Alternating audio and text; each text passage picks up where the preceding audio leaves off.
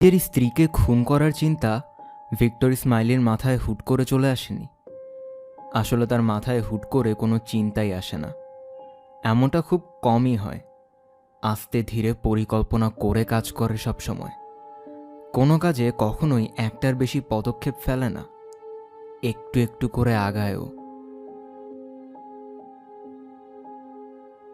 সত্যি বলতে কোনো কিছুর সম্ভাব্য সব রকম উপায় নিয়ে না ভেবে কোনো সিদ্ধান্তও নেয় না সে।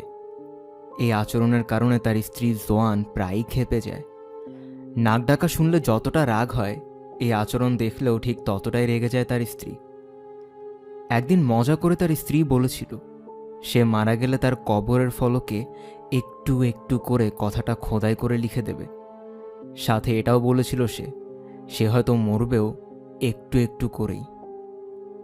ভিক্টরের বয়স 42, মাথায় টাক পড়ে গেছে প্রায়, কেবল চাঁদের ওপর অল্প কয়েকটা চুল আছে, পেট মোটা ভুঁড়িওয়ালা শরীর তার।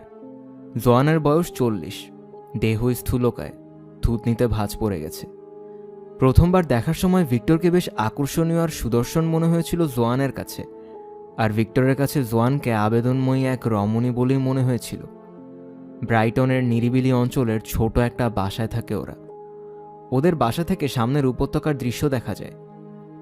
সাউথ টাউন হিলের সবুজ ঢালগুলোর সৌন্দর্য অনায়াসে উপভোগ করতে পারে। যদি ওরা দুজন বাসায় একসাথে থাকলে বেশিরভাগ সময় ঝগড়ায় মেতে থাকে, আর যখন নিজেদের মাঝে ঝগড়া হয় না তখন প্রতিবেশীদের সাথে ঝগড়া করে। এ যাবৎকালে ওদের প্রতিবেশী যতগুলো ছিল তাদের প্রায় সবার সাথেই ঝগড়া লেগে যেত ভিক্টরের। কারো সাথেই বনিবনা হতো না তার। তাকে জোয়ানের অসহ্য লাগার অনেকগুলো কারণের মধ্যে এটা একটা। প্রায় প্রতিদিনই তার উপর রেগে ওঠেও। এই তো গতকালই একটা বড় টেলিভিশন কিনে আনার কারণে তার উপর রেগে গিয়েছিল, কারণ টেলিভিশনটা তাদের লিভিং রুমের প্রায় অর্ধেকটাই দখল করে নিয়েছে।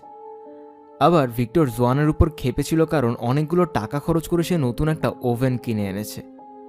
ভিক্টরের মতে তাদের পুরনো ওভেনটা এখনও ঠিকঠাকই আছে।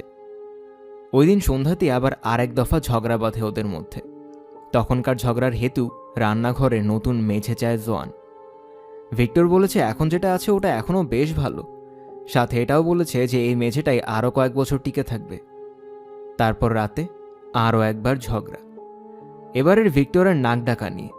আগে কখনো নাক ডাকত না সে, আর এখন প্রায় প্রতি রাতেই জোয়ান তার ঘুম ভাঙিয়ে অভিযোগ করে যে সে নাক ডাকছে। জোয়ানের ভাষ্যমতে প্রতি রাতে একটা গজরাতে থাকা হাতির সাথে ঘুমাতে হয় তাকে। প্রায় রাতেই ঘুমানোর জন্য বিছানা থেকে উঠে গিয়ে পাশের বাড়তি রুমটায় চলে যায় সে। ব্রাইটনের একটা চার্চ হলে জাইভ ড্যান্সিংয়ের ক্লাসে পরিচয় হয়েছিল ওদের। তখন ভিক্টরের বয়স ছিল 21 বছর। ব্রাইটন থেকে একটা কম্পিউটার কোর্স করছিল সে। বিধবা মায়ের সাথে থাকত। আর জোয়ান তখন একটা ট্যাক্সি কোম্পানির ডিম প্যাচ অপারেটর ছিল, বাবা মায়ের সাথেই থাকত। ভিক্টরের এক বন্ধু বলেছিল যে ড্যান্স ক্লাসগুলো হচ্ছে উত্তেজনাময়ী মেয়ে খুঁজে পাওয়ার জন্য পারফেক্ট জায়গা। আর জোয়ানকে তার এক বন্ধু বলেছিল যে ড্যান্স ক্লাসগুলোতে উপযুক্ত ছেলেদের সাথে পরিচিত হওয়া যায়। তখনকার দিনে ভিক্টর দেখতে আসলেই উপযুক্ত ছিল, যদিও নাচের ফ্লোরে যথেষ্ট জড়তা ছিল তার। জোয়ানের কাছে গিয়ে তার নাচের সঙ্গী হওয়ার প্রস্তাব করার পর সে হেসে তাকে বিদ্রূপ করে বলেছিল, তোমার তো দেখছি দুটো বাম্পা, আর তোমার আছে সুডৌলো বুক এবং উত্তেজক দুটো উরু।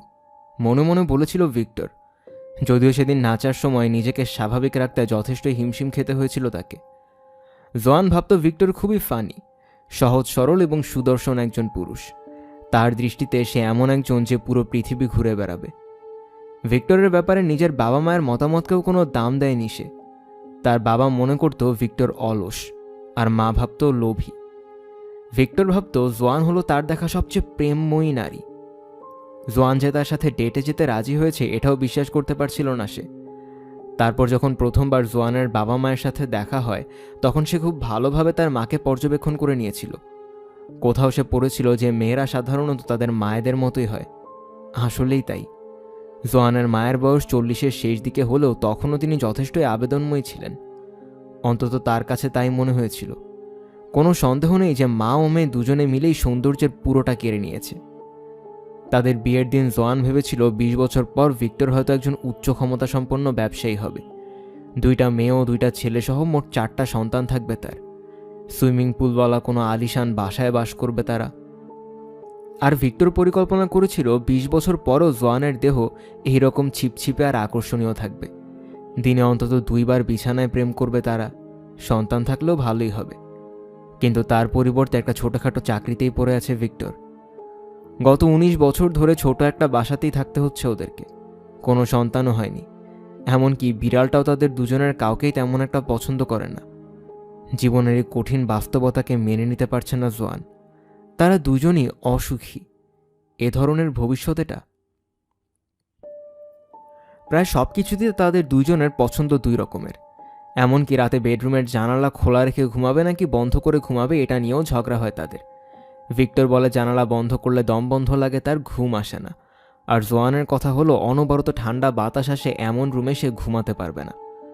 তার সাথে কোনো রেস্টুরেন্টে যাওয়া জোয়ানের জন্য আরও বেশি ভয়ঙ্কর। প্রতি শনিবার রাতে ঘুরতে বের হয় এই দম্পতি। এটা অনেক দিনের পুরনো রীতি। এই সন্ধ্যাগুলোকে প্রচণ্ড ভয় পায় জোয়ান।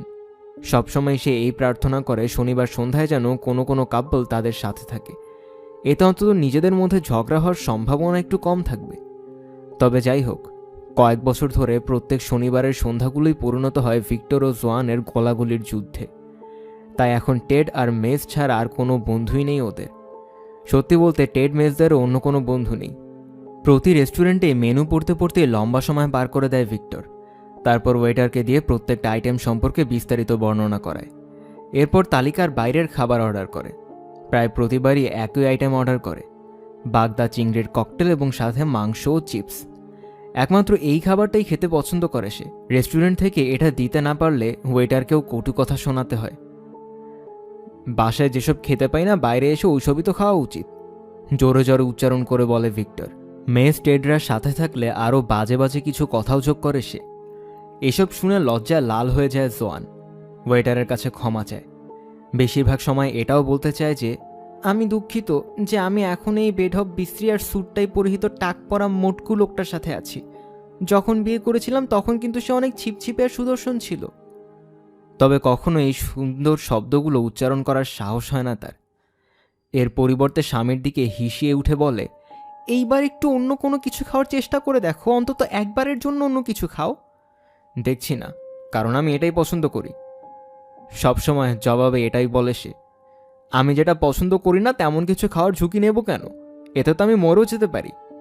ওহ খোদা, প্লিজ মরেই যাও। প্রায়ই মনে মনে এই কথাটাও বলে জোয়ান। বই পড়া এবং টেলিভিশন দেখা নিয়েও এরকম একরোখা ভিক্টর। সে শুধু গোয়েন্দা গল্পই পড়ে এবং টেলিভিশনে কেবল গোয়েন্দা সিরিজগুলোই দেখে। শার্লক হোমস তার পছন্দের চরিত্র। শার্লক হোমসের সবগুলো বই কয়েকবার করে পড়েছে। শার্লক হোমস নিয়ে নির্মিত প্রতিটি মুভি ও টিভি সিরিজও দেখেছে সে। শার্লক হোমস চরিত্রে যারা অভিনয় করেছে তাদের মধ্যে ব্যাসিল রাথবোন তার সবচেয়ে পছন্দের অভিনেতা। তার দৃষ্টিতে এই চরিত্রের জন্য ব্যাসিল রাথবোনই উপযুক্ত। প্রায় সব কিছু নিয়ে আলাদা একটা দৃষ্টিভঙ্গি আছে ভিক্টরের, এমনকি ড্রাইভিং নিয়েও। সে কখনোই গাড়ি চালানোর সময় কথা বলে না, কারণ এটা বিপজ্জনক। জোয়ানকে বারবার বলেছে সেই কথাটা। গাড়ি চালানোর সময় প্রতিবারই জোয়ান তাকে বলে আস্তে চালাও। তখনই সে খেকিয়ে উঠে বলে, চুপ করো গর্ধব মহিলা, তুমি কিভাবে আশা করো যে গাড়ি চালাতে চালাতে তোমার সাথে আমি কথা বলবো? বাসায় সিগার খায় ভিক্টর। কোনো এক অজানা কারণে তার কাছে সিগার খাওয়াকে বিপজ্জনক মনে হয় না। সিগারেট অবশ্যই খারাপ, কিন্তু সিগার না, এই ব্যাপারে তার মতবাদ এটাই। জোয়ান অভিযোগ করে বলেছিল যে তার শ্বাসের ঘ্রাণ ড্রাগনের মতো। তবে এটা নিয়েও অতটা দুশ্চিন্তা নেই তার। সম্পর্কের শুরুর দিকে যখন তারা বিছানায় ভালোবাসা প্রকাশ করত তখন শ্বাসের ঘ্রাণ নিয়ে কোনো সমস্যা ছিল না জোয়ানের। সে প্রায়ই বলতো যে ভিক্টর হলো অত্যন্ত কামুকে একটা প্রাণী এবং ভিক্টরের ঘ্রাণযুক্ত এই শ্বাস ভালো লাগে তার। তবে পরবর্তী সময়ে এটা পাল্টে গেছে। সবচেয়ে খারাপ অবস্থা হতো রবিবার সকালে, কারণ শুক্রবারের পর আর দাড়ি কামাতো না ভিক্টর। আর জোয়ান অভিযোগ করে বলতো যে আগুন খেকো এক সজারুকে বিয়ে করেছে সে। তবে ব্রাইটনের কিটেন পার্লারের সুন্দরী মেয়েরা কখনোই সিগারের ঘ্রাণ নিয়ে অভিযোগ তোলেনি ভিক্টরের কাছে। সম্ভাব্য সব রকম এভাবেই তাকে খুশি করে এই মেয়েগুলো। প্রতিবারই পার্লার থেকে বাসায় ফিরে এসে দেখে যে বিছানায় তার মোটা স্ত্রী ঘুমাচ্ছে। দিন দিন আরও মোটা হচ্ছে মহিলাটা। তার পাশে গিয়ে শুয়ে গোয়েন্দা গল্প পড়তে শুরু করে ভিক্টর। মাঝে মধ্যে ওয়েবসাইটে দেখা বিষয়গুলো নিয়ে ভাবে, আর প্রতি রাতেই একটা আনন্দময় ভবিষ্যতের স্বপ্ন দেখতে দেখতেই ঘুমিয়ে পড়ে সে। ভিক্টরের প্রথম কাজটা ছিল ব্রাইটনের কাছাকাছি একটা ফার্মে। ওই ফার্মে গাড়ি মেরামত ইন্ডাস্ট্রির জন্য রং তৈরি করত। রং তৈরির প্রক্রিয়াতে সায়ানাইড নামক একটা বিষাক্ত বিষ ব্যবহার করতে হতো। একদিন রাতে ওভারটাইম করার সময় এক বোতল সায়ানাইড চুরি করে সে। বহু বছর ধরেই বাগানের সরঞ্জাম রাখার ছাউনিতে কীটনাশক মারার বিষের পাত্রের আড়ালে বোতলটা লুকিয়ে রেখেছে।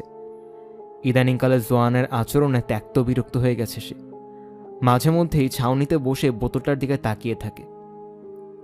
জোয়ানের উপর বিষটা প্রয়োগ করার স্বপ্ন দেখে। স্ত্রীকে খুন করার ইচ্ছাটা তার মধ্যে একদিনে তৈরি হয়নি, এমনকি 1 মাস বা 1 বছরেও না। প্রায় 2 বছর ধরেই পরিকল্পনা করছে সে।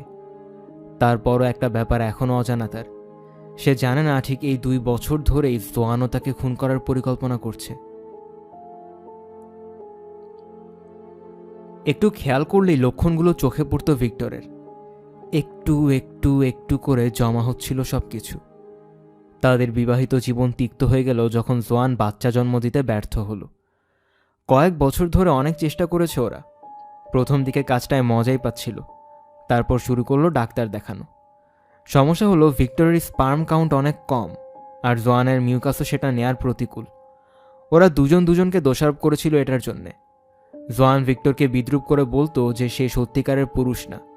টিটকারি দিয়ে বলতো সত্যিকারের পুরুষের পুরুষাঙ্গটা ঠিকমতো কাজ করে।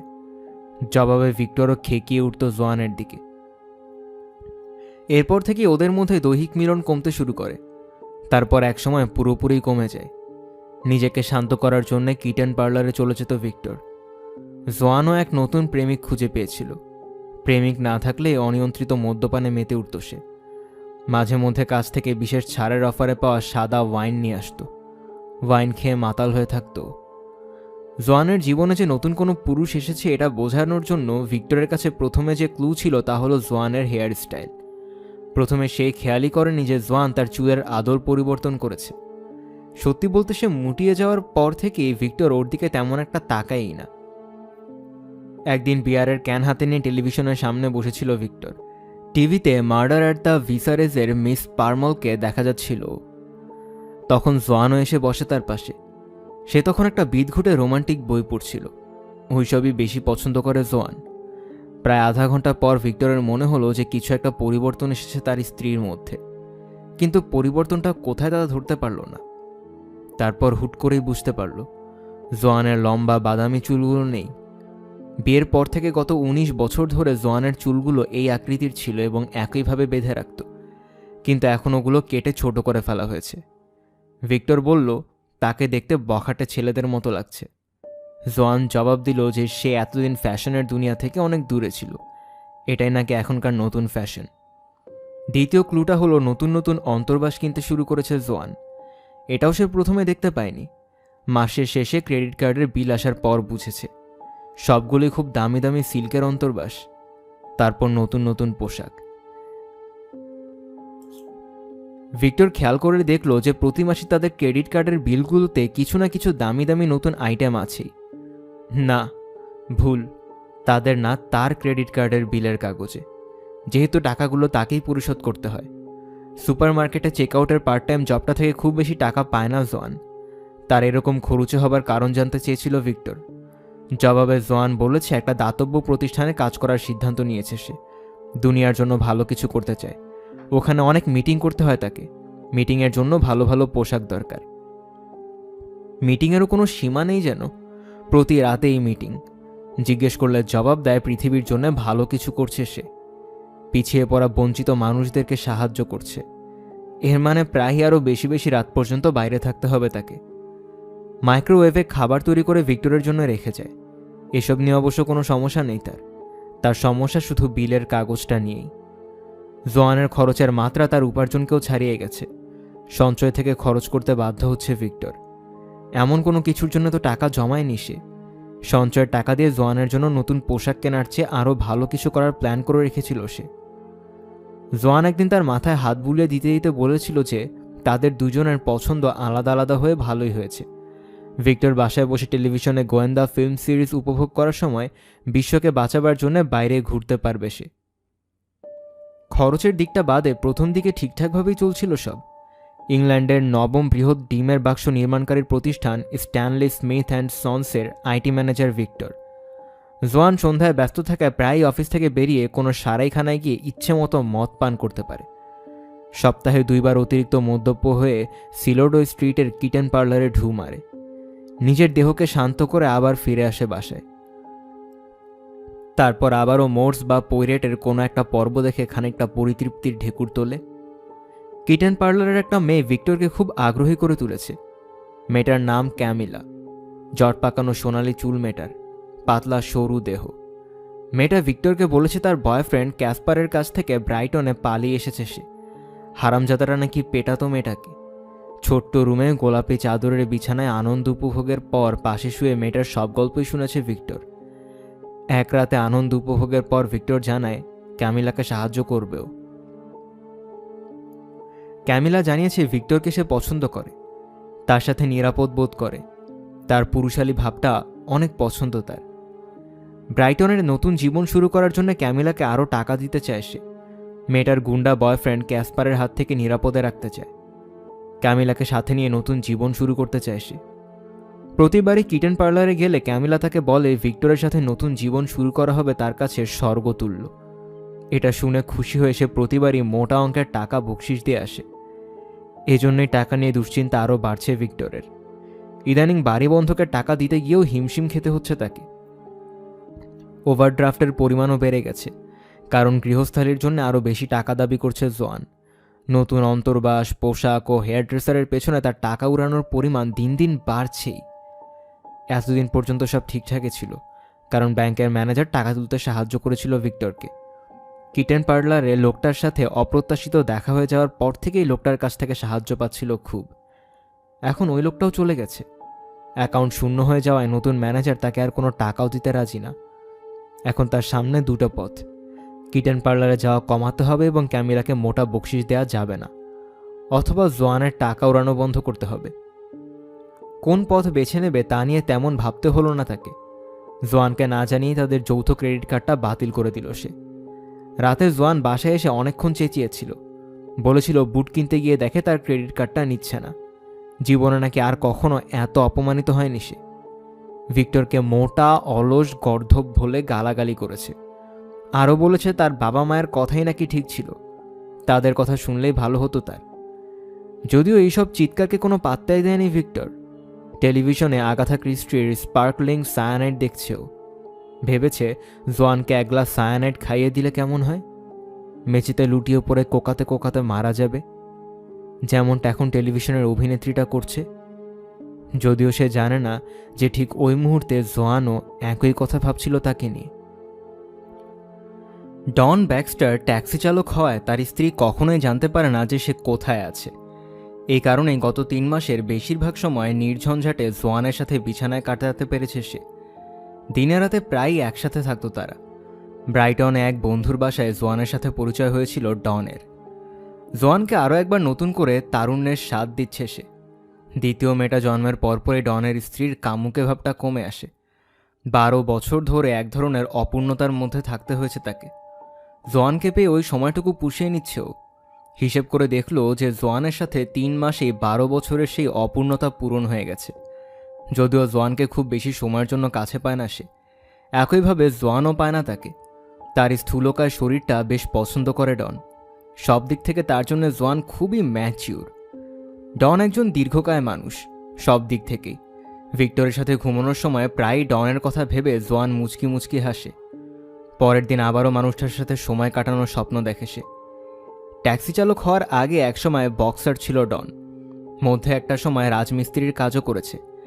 ব্যায়াম আর কায়িক শ্রম করতে করতেই তার দেহ ও হাতের পেশিগুলো একদম নিরেট হয়ে গেছে। মাঝে মধ্যে কুটিল হাসি হেসে মনে মনে জোয়ান ভাবে যে লোকটা শুধু একদিক থেকেই নিরেট শক্ত নয়। ভিক্টরের সাথে কখনো দেখা হয়নি ডনের। এরপরও ভিক্টর সম্পর্কে খারাপ মন্তব্য করা থেকে কখনো বিরত হয় না সে। ভিক্টরের টাকা উপার্জনের পথটাকেই সবচেয়ে বেশি ঘৃণা করে ডন। জীবজন্তুর প্রতি নির্মমতা পছন্দ নয় তার। ডন একবার জোয়ানকে বলেছিল যে ভিক্টর যে কোম্পানির জন্য কাজ করে সেটা পোলট্রি মুরগি ইন্ডাস্ট্রির জন্য ডিমের খাঁচা বানায়। তার দৃষ্টিতে পোলট্রি মুরগির ফার্ম করা অনৈতিক কাজ, আর এই কারণেই ভিক্টর একজন খারাপ মানুষ। মদ্যপান করতে খুব পছন্দ করে ডন। এক রাতে জোয়ান হালকা মদ্যপ হয়ে বাসায় ফিরে জবাব চেয়ে বসেছিল ভিক্টরের কাছে। বলেছিল উপার্জনের জন্য সে যে কাজটা করে সেটা ঠিক না, জীবজন্তুর প্রতি নিষ্ঠুরতা এটা। তার কাছে জানতে চেয়েছিল যে এই নিষ্ঠুরতা থামাতে কি করবে সে। আমি তো আর জাতির নৈতিকতা রক্ষা করার কেউ না, আমি কাজ ছেড়ে দিলে অন্য কেউ একজন বসবে আমার জায়গায়। বলেছিল সরকারি নীতির কারণে দেশের অনেক লোকই তাদের চাকরি হারাচ্ছে, নতুন চাকরি খোঁজার জন্য খুব একটা ভালো সময় না এটা। ডনের প্রতি ভালোবাসাও বাড়ছে জোয়ানের, তাই সপ্তাহের ছুটির দিনগুলো একদম অসহ্য লাগতো তার। বিশেষ করে রবিবারটা ছিল বেশি অসহ্যকর, কারণ সে জানতো এই দিনে ডন তার স্ত্রী সন্তানদের সাথে থাকে। এই দিনগুলো দ্রুত কাটানোর মতো কোনো উপায়ও জানা নেই তার। তবে ভিক্টরকে বিরক্ত করার একটা উপায় পেয়ে গেছে। চিকেন রান নামে একটা মুভির ডিভিডি কিনে আনলো জোয়ান। একটা জঘন্য নিষ্ঠুর ফার্ম থেকে এক মুরগির পালিয়ে যাওয়ার কাহিনী নিয়ে তৈরি করা হয়েছে মুভিটা। ভিক্টরের গোয়েন্দা মুভি বা ফুটবল খেলা দেখার মধ্যে বাধা দিয়ে জোয়ান টিভিতে এই মুভিটা চালু করে বসে। প্রায়ই এই কাজটা করে সে, তাতে প্রতিবারই খেপে যায় ভিক্টর, তাই সে আরও বেশি বেশি করে কাজটা। গত কয়েক বছর ধরে জোয়ানের মতো ভিক্টর রবিবারগুলোকে ঘৃণা করে, কারণ এই দিনগুলোতে ক্যামিলাকে দেখতে পায় না সে। বেশিরভাগ সময়ই এই দিনে বাগানে পানি ঢেলে সময় কাটায়, অথবা গ্রিন হাউসের শাকসবজিগুলোর আগাছা পরিষ্কার করে, অথবা ছাউনিতে বসে ধুলো পড়া সায়ানাইডের বোতলটার দিকে তাকিয়েই থাকে। মনে মনে জোয়ানকে সে মেরেই ফেলেছে এতদিনে। রবিবারের কেবল একটা জিনিসই ভালো লাগে তার, এই ভেবে যে পরের দিন সোমবার আসছে। ফেব্রুয়ারি মাসের এমনই এক সোমবারের ঘটনা। প্রতিদিনের মতোই সকাল 6:30টায় ঘুম থেকে উঠে পড়েছে ভিক্টর। জোয়ান তখনও ঘুমাচ্ছে। দ্য ড্যাম বাস্টার্সের শুরুটা গুনগুন করতে করতে শেভ করে, গোসল সেরে নিল।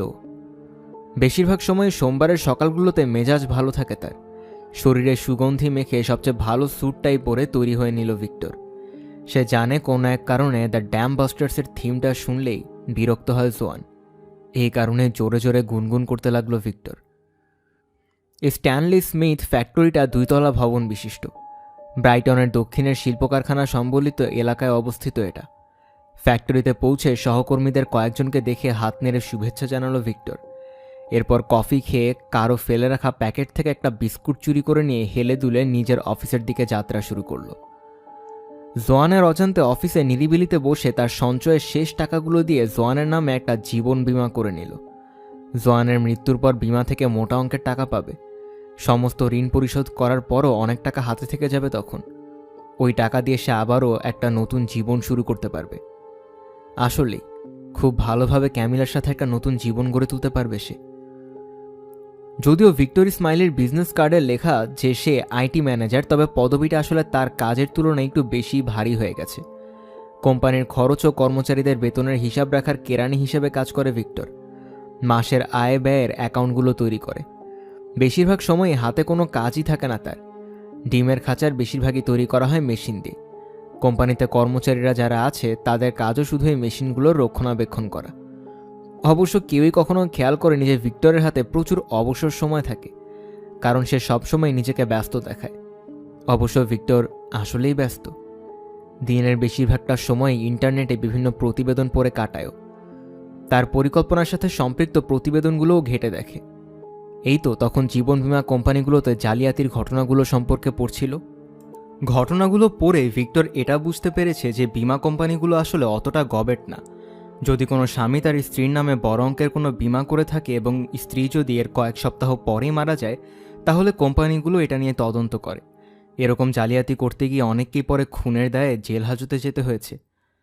ভিক্টর বুঝতে পারছে যে যত কঠিনই হোক না কেন কাজটা করার জন্য অপেক্ষা করতে হবে তাকে, ধৈর্যশীল হতে হবে। সিদ্ধান্ত নিল জোয়ানকে খুন করার জন্য 1 বছর অপেক্ষা করবে সে। এই 1 বছর ক্যামিলাকেও তার মতো ধৈর্য ধরে থাকতে হবে। সবচেয়ে বড় সুবিধা হলো এই 1 বছরে চিন্তাভাবনা এবং পরিকল্পনা করার জন্য প্রচুর সময় পাবে সে। একটা নিখুঁত খুনের পরিকল্পনার জন্য পুরো 1 বছর সময়, এটা কিন্তু কম কিছু নয়। প্রতিদিনই তার অফিসের জরুরি কাজগুলো তাড়াতাড়ি শেষ করে ইন্টারনেটে ঘাটাঘাটি শুরু করে দেয় ভিক্টর। প্রথমে গুগলে পারফেক্ট মার্ডার লিখে সার্চ দিলেও কিছুক্ষণ দেখে তারপর সার্চ দিল বিষ লিখে, তারপর শনাক্তকারী বিষ। সবকিছুই রয়েছে ইন্টারনেটে, শুধু একটা মাউস ক্লিকই যথেষ্ট। সাইটগুলো ঘুরে ঘুরে নোট তৈরি করে নিচ্ছে সে। তথ্য ঘেটে ঘেটে অবশেষে নিখুঁতভাবে খুন করার নিয়মগুলোর লম্বা তালিকা তৈরি করে ফেলল। মোটমাট 52টা নিয়ম তালিকাবদ্ধ করেছে। ওগুলোর কয়েকটা এরকম: 1. কোনো ক্রিমিনাল রেকর্ড থাকা যাবে না। 2. সবার চোখে ধরা পড়বে এমন কোনো মোটিভ রাখা যাবে না। 3. সতর্কতার সাথে পরিকল্পনা করতে হবে। 4. রক্তের দাগ পুরোপুরি মুছে ফেলা অসম্ভব, তাই এটা বাদ। 5. পোস্টমর্টেমে বিষ পাওয়া যেতে পারে, তাই এটা বাদ। 6. প্লাস্টিকের ব্যাগের সাহায্যে দাগহীনভাবে শ্বাসরোধ করা যায় এবং এতে দ্রুত কাজ হয়। 7. লাশ সরিয়ে ফেলতে হবে। 8. কাউকে এটার কথা বলা যাবে না, কখনোই না। 9. মনে রাখতে হবে যে প্রতি বছরই হাজার হাজার মানুষ নিখোঁজ হয়। 10. সবকিছু অস্বীকার করার জন্য প্রস্তুত থাকতে হবে, কোনো লাশ নেই মানে কোনো প্রমাণও নেই। 11. এমনভাবে আচরণ করতে হবে যেন সবাই বুঝে যে আমি মানুষটাকে খুব মিস করছি। 12. খুনের পর অল্প সময়ের মধ্যে নতুন প্রেমিকাকে নিয়ে জনসম্মুখে আসা যাবে না। অধীর আগ্রহে সঠিক সময়টার জন্য অপেক্ষা করছে ভিক্টর। মনে মনে পরিকল্পনা সাজিয়ে ফেলেছে সে। একটু একটু করে লিখে রাখছে তার পরিকল্পনাটা। প্রতিবারে যখন লেখাটা সে পড়ে ততবারে নিজের জন্য নিজেই গর্বিত হয়। আসলে একটা জিনিয়াস সে। পরিকল্পনার নাম দিয়েছে প্ল্যান এ। তারপর একদিন কোনো ঘোষণা না দিয়ে অফিসে এসে হাজির হলো তার বস। তার বস স্ট্যানলি স্মিথ, ফ্যাক্টরি মালিকের ছেলে। রডনি স্মিথ লোকটা বিশাল দেহী, সোনালি রঙের একটা পোর্শে চালায়। অফিসে গুজব আছে নিজের সেক্রেটারির সাথে অবৈধ সম্পর্ক আছে লোকটার। স্মিথ এসে তাকে বলল যে কোম্পানির আয় কমে গেছে, খরচটাও বাড়ছে, এইভাবে সঞ্চয় করা কঠিন হয়ে গেছে তাদের জন্যে। ভিক্টরকে তাই চাকরিটা ছেড়ে দিতে হবে। তাকে অপ্রয়োজনীয় মনে করছে কোম্পানি। তবে কোম্পানির হয়ে যতদিন কাজ করেছে সেটার উপর ভিত্তি করে একটা ক্ষতিপূরণ দেওয়া হবে তাকে। তার 16 বছরের সার্ভিসের প্রতি বছরের জন্যে 1.5 সপ্তাহের বেতন দেওয়া হবে তাকে। প্রায় 6 মাসের বেতনের সমান হবে অঙ্কটা। কথাটা শোনার পর খুব চমকে গিয়েছে ভিক্টর। সেদিন অফিস থেকে বেরিয়ে পানশালায় গিয়ে প্রচুর পরিমাণে মদ গিলল। জোয়ানকে কথাটা জানাবে না বলে ভেবে নিয়েছে, কিন্তু বদ্ধ মাতাল হয়ে সব বলে দিয়েছে বাসায় ফিরেই। রাতে রেগে তাকে অনেক কথা শুনিয়েছে জোয়ান। বলেছে সে একটা মস্ত বড় অপদার্থ। পরদিন সকালেও ভিক্টরের আগের রাতে রেশ কাটেনি। 6 মাসের বেতন এবং সঞ্চয়ের বাকি টাকা দিয়ে কিটেন পার্লারে আর কতবার যেতে পারবে? ডেস্কের সামনে বসে এটা নিয়েই ভাবছে ভিক্টর। হিসাব করে দেখা গেল যদি জোয়ানকে হাউসকিপিংয়ের টাকাটা দেয়া না লাগে তাহলে অসংখ্যবার পার্লারে গিয়ে ক্যামিলাকে বকশিশ দিয়ে আসতে পারবে সে। টাকা বাঁচানোর জন্য যে পরিকল্পনাটা করে রেখেছিল তার আগেই জোয়ানকে পথ থেকে সরিয়ে দিতে হবে তাকে। এছাড়া আর কোনো উপায় নেই। প্ল্যান এ কার্যকর করার মতো যথেষ্ট সময় নেই হাতে। প্ল্যান বিতেই কাজ করতে হবে। সমস্যা শুধু একটাই, প্ল্যান বি নিয়ে এখনো কিছু ভাবেনি সে। কিন্তু জোয়ান ঠিকই ভেবে রেখেছিল। রাতেই সমাধান পেয়ে গেল ভিক্টর। রাত 2টার দিকে জোয়ান তার বুকে ঘুষি দিয়ে থেকে উঠে রাগত স্বরে বলল, নাক ডাকা থামাও। প্রায় প্রতি রাতেই এমনটা বলে সে। রাত 4টার দিকে আবারও তাকে ডেকে তুলল জোয়ান। বিছানা থেকে নামতে নামতে বলল, খোদা, এখন তো অবস্থা আরো খারাপ। গলায় কি বাদ্যযন্ত্র নিয়ে ঘুমাও নাকি তুমি? ঘুমজড়িত কণ্ঠে বিড়বিড় করে ক্ষমা চাইল ভিক্টর। ঠাস করে বেডরুমের দরজাটায় ধাক্কা দেওয়ার শব্দ শুনতে পেল। প্রায় রাতেই এরকম করে দরজা লাগিয়ে রুম থেকে চলে যায় জোয়ান। এরপর বাড়তি বেডরুমের দরজাটাও ঠাস করে লাগিয়ে দেওয়ার শব্দ শুনতে পেল। হঠাৎ করে উত্তেজনায় চোখ থেকে ঘুম সরে গেল ভিক্টরের। একটা আইডিয়া পেয়েছে। জোয়ান প্রায়ই অভিযোগ করে যে ওই রুমটার অবস্থা একদম বিশ্রী। তার কথা আসলে ঠিকই। রুমটার দেয়ালগুলোর রং নষ্ট হয়ে গেছে। পর্দাগুলোর বেশিরভাগ অংশই পোকায় খেয়ে ফেলেছে। বাড়িটা কেনার পর শুধু ওই রুমটাতেই কোনো রকম সংস্কার করেনি। প্রথমে ভেবেছিল তাদের প্রথম ভূমিষ্ঠ সন্তানের বেডরুম হিসেবে সাজাবে এটাকে, কিন্তু তাদের তো কোনো সন্তান হয়নি। তাই আগের মালিকের ফেলে যাওয়া পুরনো ছোট খাটটা নিয়েই পরিত্যক্ত অবস্থায় পড়ে থাকতে হয়েছে এই রুমটাকে। যেন ছোট একটা দুঃখী রুম। কয়েক সপ্তাহ পর পর জোয়ান ভিক্টরের কাছে এসে বলে যে এই রুমটার মেরামত করা দরকার। এমনভাবে রুমটাকে গোছানো দরকার যাতে বাড়িতে কোনো মেহমান আসলে ওটায় থাকতে পারে। অন্তত তার থাকার উপযোগী করেই যেন গড়ে তোলা হয় রুমটাকে। কারণ ভিক্টরের নাক ডাকার কারণে তো সে মূল বেডরুমে ঘুমোতেই পারে না। এখন ওটার সুবাদে একসাথে দুটো সমস্যার সমাধান পেয়ে গেছে ভিক্টর। জোয়ানের জন্য ভালো একটা রুমও হবে, আর তার নিজের প্ল্যান বিও গড়ে তোলা যাবে। আর ঘুমাতে পারছে না দেখে ড্রেসিং গাউনটা শরীরে জড়িয়ে রান্নাঘরের দিকে পা বাড়ালো ভিক্টর। খুবই উত্তেজনা অনুভব করছে। নীরবে নিজের জন্য 1 কাপ চা বানিয়ে নিল। তারপর তার ডেন হিসেবে ব্যবহার করা রুমে এসে কম্পিউটারটা চালু করে ইন্টারনেট কানেক্ট করে নিল। সায়ানাইড লিখে সার্চ দিল গুগলে। সায়ানাইড বিষ নিয়ে শত শত ওয়েব পেজের রেজাল্ট চলে এসেছে সার্চে। এগুলো আগেও দেখেছে ও। আজ রাতে আরও নির্দিষ্ট কিছু খুঁজছে সে। প্রথমে সায়ানাইড বাষ্প লিখে সার্চ দিল, তারপর সায়ানাইড গ্যাস। লোভাতুর দৃষ্টিতে প্রতিটি শব্দই পড়ে পড়ে দেখছে সে। যতই পড়ছে ততই উত্তেজনা বাড়ছে।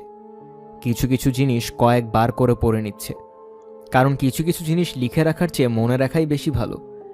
তার তালিকার 52 নম্বর নিয়মটা ছিল এটাই, কোনো সূত্র ফেলে রাখা যাবে না।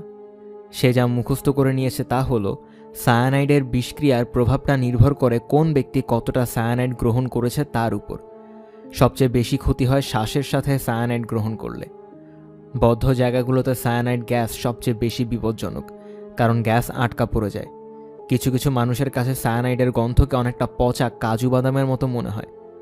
বেশ কয়েকটা রঙেও সায়ানাইড থাকে, যেমন গাঢ় নীল রঙে। সত্যি সত্যি মুখে হাসি ফুটে উঠেছে ভিক্টরের। জোয়ানের সবচেয়ে প্রিয় রঙগুলোর একটা হলো গাঢ় নীল। ভিক্টরের আচরণে পরিবর্তন দেখে একটু অবাক হলো জোয়ান। অন্যান্য সব সপ্তাহান্তের ছুটির দিনের মতো এবার সে টেলিভিশনে গোয়েন্দা সিরিজ দেখছে না বা ছাউনিতে বসে থাকছে না। পুরো শনিবার ও রবিবারের 2টা দিনই কাটিয়েছে বাড়তি রুমটা নিয়ে। তার জন্য রুমটা সাজাচ্ছে ভিক্টর। তোমার জন্যই সোনা, তাকে বলল ভিক্টর। তুমি ঠিকই বলেছিলে, রুমটার অবস্থা আসলে অনেকদিন ধরে একদম জঘন্য হয়ে আছে। এখন তোমার জন্য সুন্দর করে ওটাকে সাজাচ্ছি আমি। কাজ করার সময় জোয়ানকে ভেতরেও ঢুকতে দেয় নাও। বলে যে তার সুন্দরী বধূকে চমকে দিতে যাচ্ছে। কাজ শেষে না হওয়া পর্যন্ত ওই রুমে ঢুকতে পারবে না জোয়ান। কাজ করতে করতে খানিক পরপরই কাশতে কাশতে রুমটা থেকে বেরিয়ে আসছে ভিক্টর। কপালে একটা ব্রিদিং মাস্ক লাগিয়ে রেখেছে। গায়ে সাদা হুডিওয়ালা রং দিয়ে মাখামাখি একটা বয়লার স্যুট পরে আছে। এটা দেখে টিভির খবরে দেখা ক্রাইম অফিসারদের স্যুটের কথা মনে পড়ে গেছে জোয়ানের। তোমার প্রিয় রং দিয়ে সাজাচ্ছি। গাঢ় নীল? কিভাবে বুঝলে? লুকিয়ে দেখেছিলে নাকি? তোমার পুরো শরীরে লেগে আছে। ও, নতুন পর্দাও লাগাচ্ছি আমি। ওইটা হয়তো কিছুক্ষণের মধ্যেই পড়ে যাবে। তুমি যা লাগাও তা কিছুক্ষণের মধ্যেই পড়ে যায়। সাথে সাথে বিড়বিড় করে আরও কিছু একটা বলল জোয়ান। ওটা শুনতে পেল না ভিক্টর। জোয়ানের কটূক্তিগুলোর কোনো জবাব দিল না ও। এগুলো আর এখন সমস্যা না। কয়েক রাত জানালা বন্ধ করে ওই রুমটাতে ঘুমোলেই আর কোনো ধরনের কটূক্তি করতে পারবে না জোয়ান। অবশ্য পোস্টমর্টেমে ঠিকই সায়ানাইড খুঁজে পাওয়া যাবে, তবে তাতে দোষটা পড়বে রং প্রস্তুতকারী প্রতিষ্ঠানের ওপর। গাঢ় নীল রঙে অতিরিক্ত পরিমাণে সায়ানাইড মিশানোর কারণে তাদেরকে আদালতে দৌড়াতে হবে। তবে এর আগে তাকে রঙের কোটাগুলো কোথাও লুকিয়ে ফেলতে হবে। এগুলো কারো চোখে পড়তে দেওয়া যাবে না। এই কাজটা করা অবশ্য খুব একটা কঠিন না তার জন্যে। রবিবার রাতে কাজ শেষ করে রুমের জানালাটা খোলা রাখে ভিক্টর। জোয়ানকে বলল রং শুকানোর জন্য জানালা খুলে রাখতে হয়েছে।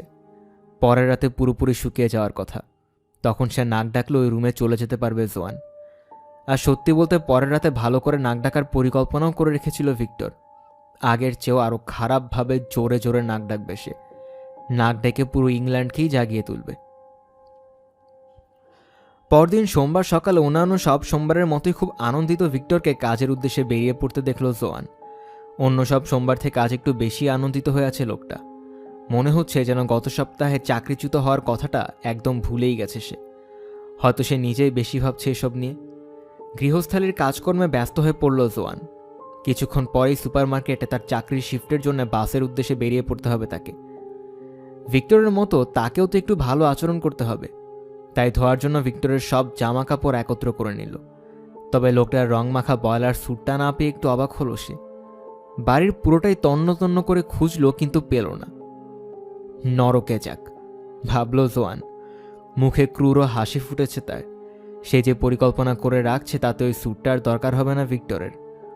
অন্তত তাকে যেখানে পাঠাতে চাচ্ছে সে, সেখানে লাগবে না। প্রত্যেকটা মানুষের একটা দুর্বলতা থাকে। ভিক্টরের দুর্বলতা হলো ডায়াবেটিস। সুগারের পরিমাণ অতিরিক্ত হলেই ঘুমে ঢলে পড়ে সে। তারপর হাতির মতো নাক ডাকে, যার কারণে সারা রাত আর ঘুমাতেই পারে না জোয়ান। তার পরিকল্পনাটা খুবই সহজ। তার কাজ শুধু এইটুকু যে ভিক্টরের নিডেলে ইনসুলিনের পরিবর্তে সুগার ভরে রাখতে হবে। এতে করে ঘুমে লটিয়ে পড়বে ভিক্টর। গভীর এক ঘুম। ঘুমন্ত অবস্থায় ভিক্টরের শরীরে আরও সুগার ইনজেক্ট করবে সে। তারপর আরও। ভিক্টরের নাক ডাকা বন্ধ না হওয়া পর্যন্ত করেই যাবে, তার শ্বাস থেমে যাওয়ার আগ পর্যন্ত করেই যাবে।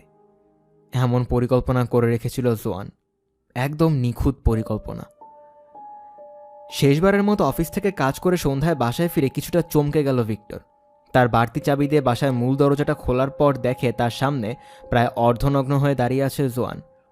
পরনে শুধু কালো অন্তর্বাস আর পায়ে উঁচু হিলের লাল জুতো। গা থেকে পারফিউমের কড়া গন্ধ আসছে। ঠান্ডা লাগে না তোমার? ফেব্রুয়ারির মধ্যভাগ এখন। আমি ভাবলাম তুমি হয়তো আমার কাছ থেকে আনন্দ পেতে চাচ্ছিলে। সত্যি বলতে না। কিডেন পার্লার থেকে যে একটু আগে সব রকমের আনন্দ পেয়ে এসেছে সেটা আর উল্লেখ করলো না। বিয়ার দরকার আমার। তোমার তো ঠান্ডা লাগছে, কাঁপছো দেখছি। তোমাকে গরম করতে পারবো আমি? আমি গরমই আছি, তোমাকে নিয়ে দুশ্চিন্তা হচ্ছে শুধু। আমাকে বলো তো, যদি কাল সকালে তোমাকে ফাঁসিতে ঝুলানো হয় তাহলে মৃত্যুর আগে শেষবারের মতো কি খেতে চাইবে তুমি? চিংড়ির ককটেল, গরুর পাঁজরের দিকের ঝলসানো মাংস, মাশরুম, টমেটো, চিপস এবং মটরশুঁটির দানা, সাথে হট চকলেটের সস দিয়ে বানানো হট চকলেটের পুডিং। কেন? কাকতালীয়ই বলতে হয় তাহলে। রাতের খাবারের জন্য কি আছে আন্দাজ করো তো। আবার বলে বসো না যে ওই সবই তৈরি করেছো তুমি। ভিক্টর, তোমার জন্য কি এটুকু করতে পারবো না? জোয়ান মনে মনে ভাবছে যে পুডিং হট চকলেটের সসটা হয়তো চিনি শিরাটাকে ঢেকে রাখতে পারবে। ভিক্টর ভাবছে জোয়ান কি মদটদ খেয়ে টাল হারিয়ে ফেলেছে নাকি, নয়তো কোনো ধরনের ড্রাগ ইফেক্ট এটা, নাকি সে নিজের জন্য একটা আলাদা গাড়ি চাইবে। বর্তমানে ভিক্টরের গাড়িটাই দুজনে মিলে ব্যবহার করে। ওসবের কথা স্বপ্নে ভাবো ডাইনি, মনে মনে বলল সে। রাতের খাওয়া শেষ হওয়ার সাথে সাথেই সোফায় বসে ঘুমে তলিয়ে গেল ভিক্টর। ওইদিকে টিভিতে পইরে ঠিকই ব্যস্ততার সাথে কেস সলভ করে যাচ্ছে। পরিকল্পনা মাফিক ডনকে মেসেজ করল জোয়ান। 20 মিনিট পর স্মাইলিদের দোরগড়ায় এসে উপস্থিত হলো ডন। তবে ডনের মুখের দুশ্চিন্তার অভিব্যক্তি ফুটে আছে। এটা তো তাদের পরিকল্পনার অংশ ছিল না। একটা সমস্যা আছে, বলল ডন। এইমাত্র সিএসআই দেখে এলাম। সিএসআই খুব ভালো লাগে আমার, বলল জোয়ান। তার ভালো লাগে কারণ ভিক্টর এটা পছন্দ করে না। ভিক্টরের রুচির তুলনায় খুব বেশি আধুনিক সিএসআই। যাই হোক, আজকের রাতের পর্বটা তোমার ভালো লাগার মতো ছিল না। ডায়াবেটিক রোগীদের নিয়ে ছিল পর্বটা। ভেঙে বলো। ওভারডোজের মাধ্যমে অনেক ডায়াবেটিক রোগীকে খুন করা হয়েছে, কোনো কোনো ক্ষেত্রে ইনসুলিনের ওভারডোজ দিয়ে, কোনো কোনো ক্ষেত্রে সুগারের। এটা পরীক্ষা করার নতুন একটা উপায় খুঁজে পেয়েছে ফরেনসিক বিশেষজ্ঞরা। আমরা এই ঝুঁকিটা নিতে পারবো না। লাশটা সরিয়ে ফেলতে হবে আমাদেরকে। না, এটা তো প্ল্যান ছিল না। আমরা ঠিক করেছিলাম সকালে ভিক্টরের শরীর যখন একদম নিস্তেজ এবং ঠান্ডা হয়ে যাবে তখন আমি ডাক্তার ডাকবো। ওটাই আর কাজ হবে না এখন। তারা বুঝে যাবে যে অতিমাত্রায় সুগারের কারণে মারা গিয়েছে ভিক্টর। তাহলে আমি তাদেরকে এটা বলবো যে চাকরি চলে যাওয়ার পর থেকে খুব হতাশ ছিল সে, সুইসাইড নোটও লিখতে পারবো। বেশি বিপজ্জনক। কেউই তো জানবে না। কিভাবে এটা বুঝবে তারা? হাতের লেখা পরীক্ষা করে। কিন্তু লাশ কোথায় লুকাবো আমরা? কি যেন একটা দিতে চাইছিলে তুমি? হ্যাঁ ডার্লিং, আসছি, দাঁড়াও। শুধু 2 মিনিট অপেক্ষা করো তুমি। দুনিয়ার সর্বসুখ দিব আজকে তোমাকে। বলেই তাড়াতাড়ি করে রান্নাঘরে চলে গেল জোয়ান। সেখান থেকে রবারের হলুদ গ্লাভসটা তুলে নিয়ে ছুটে গেল গ্যারেজের দিকে। এখানেই ভিক্টর তার সমস্ত যন্ত্রপাতি রাখে। গ্যারেজ থেকে মাঝারি ওজনের একটা পেরেক তোলা হাতুড়ি নিয়ে আবারও বসার ঘরে চলে এলো জোয়ান। হাতুড়িটা পেছনে লুকিয়ে রেখে জিজ্ঞেস করল, ভিক্টর, আমি কি এখনই তোমাকে সুখ দিতে পারবো? মাথা ঝাঁকালো ভিক্টর। জোয়ানের হাতে ধরা জিনিসটা এখনও দেখতে পায়নি ডন। সে দেখার আগে সজোরে হাতুড়িটা দিয়ে ভিক্টরের কপালের পাশে আঘাত করে বসল জোয়ান। আগে কখনো হাতুড়ি দিয়ে কাউকে আঘাত করেনিও, তাই আঘাতের পর আসলে কি ঘটতে যাচ্ছে তা জানত না। আঘাতটা করার পরেই ভিক্টরের দিকে তাকালো জোয়ান। ভাবছে এত জোরে আরেকবার আঘাত করার কোনো প্রয়োজন পড়বে না হয়তো। থ্যাতলানো মাথার দৃশ্যটা দেখে পেট গুলিয়ে উঠল তার। কিছুক্ষণ পর আবারও রুমে ফিরে এলো জোয়ান। পুরুষ দুজনের কেউই আগের জায়গা থেকে নড়েনি এখনো। অবাক দৃষ্টিতে হা করে দাঁড়িয়ে আছে ডন। ভিক্টর এখনো পড়ে আছে সোফাতে। তার খুলি ভাঙা নারিকেলের মতো ফেটে গেছে। ফিনকি দিয়ে রক্ত পড়ছে জায়গাটা থেকে। অক্ষি গোলকগুলো দৃষ্টিশূন্যভাবে স্ফীত হয়ে আছে। জিভ বেরিয়ে পড়েছে মুখের ভেতর থেকে। ধূসর কমলা বর্ণের মগজটা ছড়িয়ে আছে তার কপালের উপর। I think he is brown bread. Gangster মুভিগুলোতে এই শব্দটা আগেও শুনেছে জোয়ান। ব্রাউন ব্রেডের অর্থ ভালো করেই জানে সে। এর অর্থ ভিক্টর মারা গেছে। জবাবে কিছু বলল না আর জোয়ান। হাতুড়ির মাথায় রক্ত ও চুলে লেগে আছে। জোয়ান হাতুড়িটার দিকে এমনভাবে তাকিয়ে আছে যেন এটার উপর কোনো ভুতুরে জাদুবিদ্যা প্রয়োগ করেছে। তার স্বামী এখন মৃত। তার মৃত স্বামী তাদের সোফায় রক্ত ও মগজ ছড়াচ্ছে। ফরেন্সিক বিশেষজ্ঞদের জন্য প্রমাণ ছড়াচ্ছে। হাতুড়িটা মেঝেতে নামিয়ে রাখল জোয়ান। শরীর কাঁপছে তার। এতক্ষণে বুঝতে পারছে যে সে কি কাজটা করেছে। সাহায্যের আশার ডনের দিকে তাকালো জোয়ান। ডন এখনো হাঁ করে বড় বড় চোখে তাকিয়ে আছে ভিক্টরের দিকে। মাথা নাড়ছে শুধু। ডনের মনে কি ভাবনা চলছে সেটা নিয়ে কোনো ধারণা নেই জোয়ানের। এত জোরে মারতে গেলে কেন তাকে? তুমি মারলে কি আরো আস্তে মারতে? আমার মনে হয় তর্ক করার এটা সময় না। রান্নাঘরের ইউটিলিটি রুমে ওয়াশিং মেশিনের পাশে একটা বড় বক্স ফ্রিজ রাখা আছে। জোয়ান কিনেছিল। ফ্রিজটা কেনার কারণে তার উপর বেশ ক্ষেপে গিয়েছিল ভিক্টর। বলেছিল এটা টাকার অপচয় ছাড়া আর কিছুই না। কি রাখবে এটায়? জোয়ান বলেছিল যে এটা ঠিকই কাজে লাগবে, কারণ সুপারমার্কেট থেকে দামাদামি করে অনেক কিছুই কিনে আনেও। ফ্রিজটার সামনে দাঁড়িয়ে ডালাটা খুলল জোয়ান। শীতল বাষ্প বেরুচ্ছে ফ্রিজের ভেতর থেকে। এক এক করে গত 1 বছর ধরে কিনে এনে গাদা করে জিনিসগুলো বের করতে শুরু করলো সে। প্রথমেই বের করে আনলো ভেড়ার মাংসের প্যাকেটটা। বিশেষ অফার এটা কিনেছিল। তারপর বের করে আনলো হিয়ামিত মটরদানার বড় প্যাকেট এবং ভ্যানিলার আইসক্রিমের বড় একটা বাক্স। একটু পরপরই জানালা দিয়ে বাইরের দিকে তাকাচ্ছে জোয়ান। যদিও নিচতলার সমস্ত জানালাতেই পর্দা নামিয়ে রেখেছে তারা, পাছে কেউ যদি আবার উকি দিয়ে দেখে ফেলে। যাই হোক, বেশ কয়েক মাস আগে রান্নাঘরের জানালাটার পর্দা ভেঙে পড়েছিল। অলস ভিক্টরও পরে আর ঠিক করেনি ওটা। জানালা দিয়ে নিচের উপত্যকার বাড়িগুলো জ্বলতে থাকা আলো চোখে পড়ছে জোয়ানের। মুহূর্তের জন্য গলাটা একটু ধরে গেল জোয়ানের। মনে মনে ভাবছে ভিক্টর তো এতটা খারাপও ছিল না। ছিল কি? তার মধ্যেও তো কিছু ভালো গুণ ছিল, তাই না? ডনের গলার স্বরে জোয়ানের ভাবনার সুতো কেটে গেল। তাড়াতাড়ি করো, প্রায় তো খালি হয়ে এসেছে। ওকে, সব বের করে এনেছি। এরপর একটা ভাবনা মাথায় আসতেই উদ্বিগ্ন হয়ে উঠল সে। ভিক্টরের পুরো শরীরটা যদি ফ্রিজে না আটে? 5 মিনিটের মাঝে ডন আর জোয়ান মিলে ভিক্টরের শরীর থেকে সমস্ত কাপড় খুলে নিল। এমনকি তার ঘড়ি, বিয়ের আংটিটাও খুলে নিয়েছে। কোনো কিছু ফেলে দেওয়ার কোনো মানে হয় না। ভিক্টরের মোটা স্থূলকায় লাশটা বহন করে নিয়ে যেতে বেশ সংগ্রামী করতে হয়েছে দুজনকে। কপাল ভালো যে ডনের গায়ে শক্তি আছে, কারণ জোয়ান একদমই কোনো শক্তি পাচ্ছে না এখন। ঠেলাঠেলি করে কোনো রকমে ভিক্টরকে ফ্রিজের ভেতরে ঢুকালো। একবার দেখে নিয়ে সন্তুষ্ট হয়ে তারা আবারও হিমায়িত খাবারের প্যাকেটগুলো তার লাশের উপর রেখে দিল। আশা করছি ক্ষুধা লাগলে যেন আবার উঠে না বসে লোকটা। চমকে উঠে তার দিকে তাকালো জোয়ান। তোমার কি ধারণা? আরে না, দুশ্চিন্তা করো না। লোকটা মরে ভূত হয়ে গেছে এতক্ষণে। সন্ধ্যার বাকি সময় তারা ঘর পরিষ্কার করে কাটালো। নিচতলার কার্পেট এবং রান্নাঘরের মেঝে থেকে রক্ত মুছে ফেলেছে। বসার ঘরের দেয়ালেও কিছুটা রক্তের ছিটা লেগেছিল, ওটাও পরিষ্কার করে নিয়েছে তারা। সিলিং ও ল্যাম্প শেডেও রক্তের ছিটা লেগেছিল। এমনকি টেলিভিশনের পর্দাও 1 ফোঁটা রক্ত ছিটকে গিয়েছিল। পৈরট এটা খেয়াল করেছে বলে মনে হয় না। পর্দা থেকে রক্তের ফোঁটা মুছতে মুছতে কৌতুক করে বলল ডন। তবে কৌতুকটা শুনে জোয়ান হাসতে পারল না। মধ্যরাতের কিছু সময় আগে সবকিছু পরিষ্কার করা শেষ হলো। ক্লান্ত হয়ে বাসায় ফিরে গেছে ডন। যাওয়ার আগে বলে গেছে পরদিন খুব সকাল সকাল ফিরে আসবে সে। ডন চলে যাওয়ার পরেও আরও কিছুক্ষণ নিচতলাতেই বসে রইল জোয়ান। সোফার টোল পড়ে যাওয়া কুশনটার দিকে তাকিয়ে আছে সে। পুরো বাসাটাই কেমন যেন নীরব হয়ে আছে। বাতাসটাও ভারী ভারী লাগছে। মনে হচ্ছে যেন বাতাসটা তাকে নিচের দিকে ঠেলে নিতে চাচ্ছে। কিছুক্ষণ পরপরই ফ্রিজ থেকে শব্দ ভেসে আসছে। শুনতে পাচ্ছে জোয়ান। যদিও একা একা রান্নাঘরে ফিরে যাওয়ার সাহস হচ্ছে না তার, অন্তত আজ রাতেই অন্ধকারের মধ্যে ওখানে যেতে পারবে না।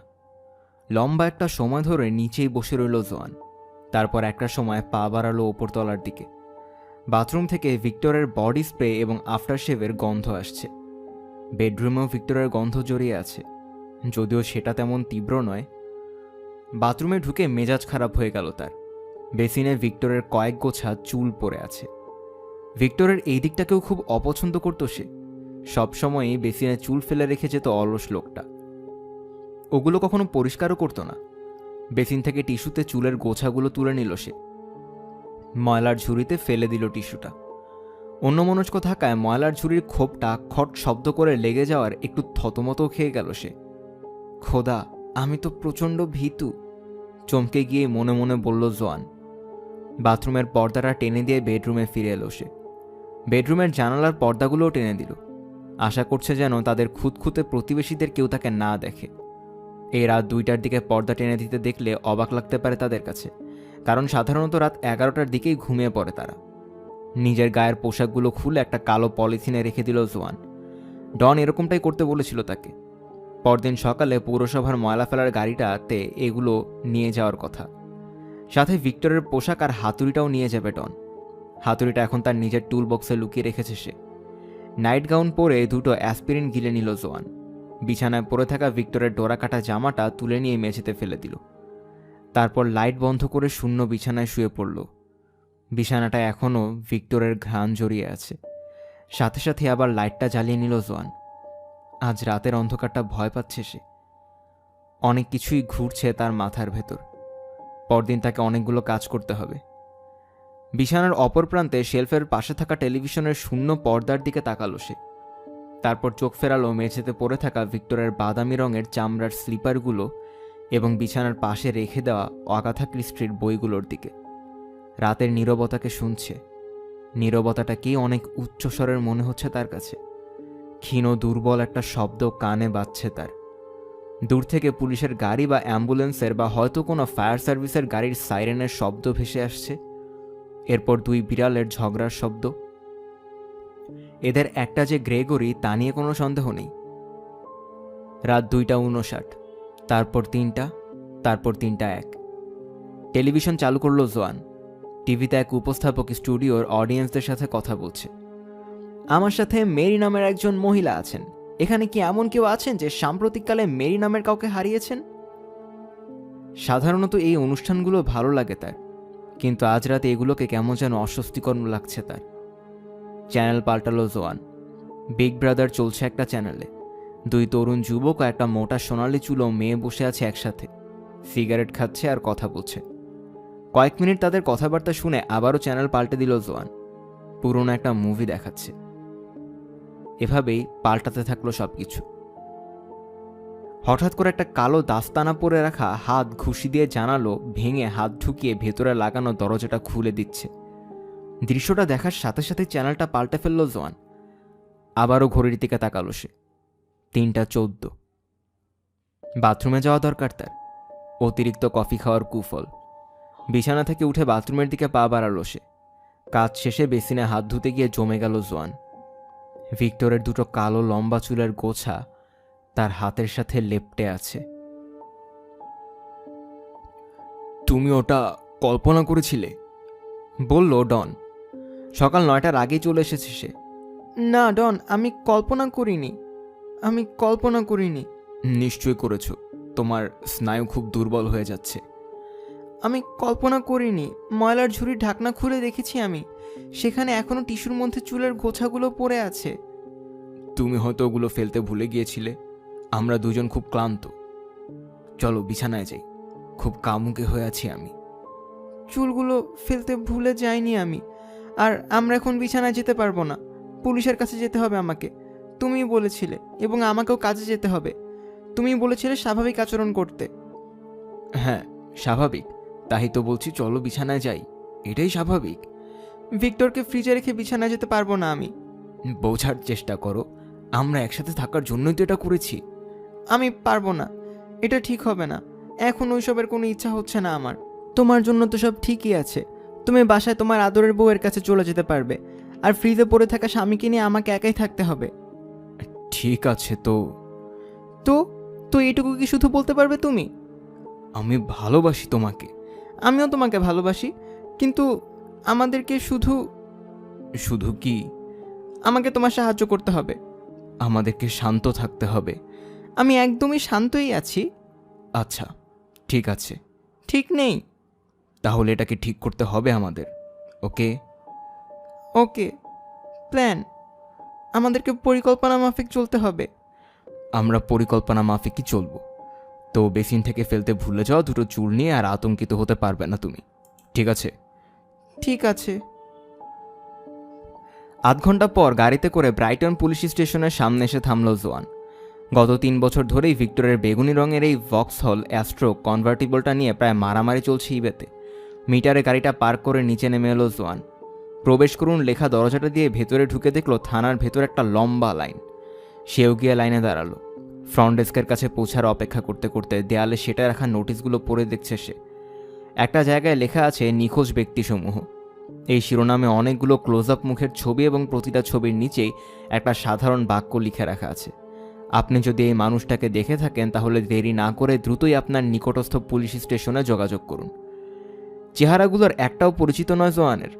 তারপর আরেকটা নোটিশ দেখতে পেল যেটাতে অ্যালকোহলের অতিরিক্ত ব্যবহার এবং অন্য আরেকটা মাদকের অপব্যবহার থেকে সতর্ক করে দেওয়া হয়েছে। নোটিশগুলো দেখতে দেখতেই অবশেষে ফ্রন্ট ডেস্কে পৌঁছাতে সমর্থ হলো সে। সাদা শার্ট এবং কালো টাই পরিহিতা এক মহিলা তাকে জিজ্ঞেস করল যে সে তাকে কিভাবে সাহায্য করতে পারে। মহিলাটির বয়স প্রায় 30-এর কোঠায়। জোয়ান এটা ভেবে খুশি যে মহিলা তার হাঁটুগুলো দেখতে পাচ্ছে না, তার হাঁটু কাঁপছে সমানে। মিসিং পার্সনের একটা অভিযোগ করতে চাই আমি। আচ্ছা ঠিক আছে, ঘটনার হালকা বর্ণনা দিতে পারবেন আমাকে? ভিক্টর আমার স্বামী গত রাতে বাড়িতে ফিরেনিও।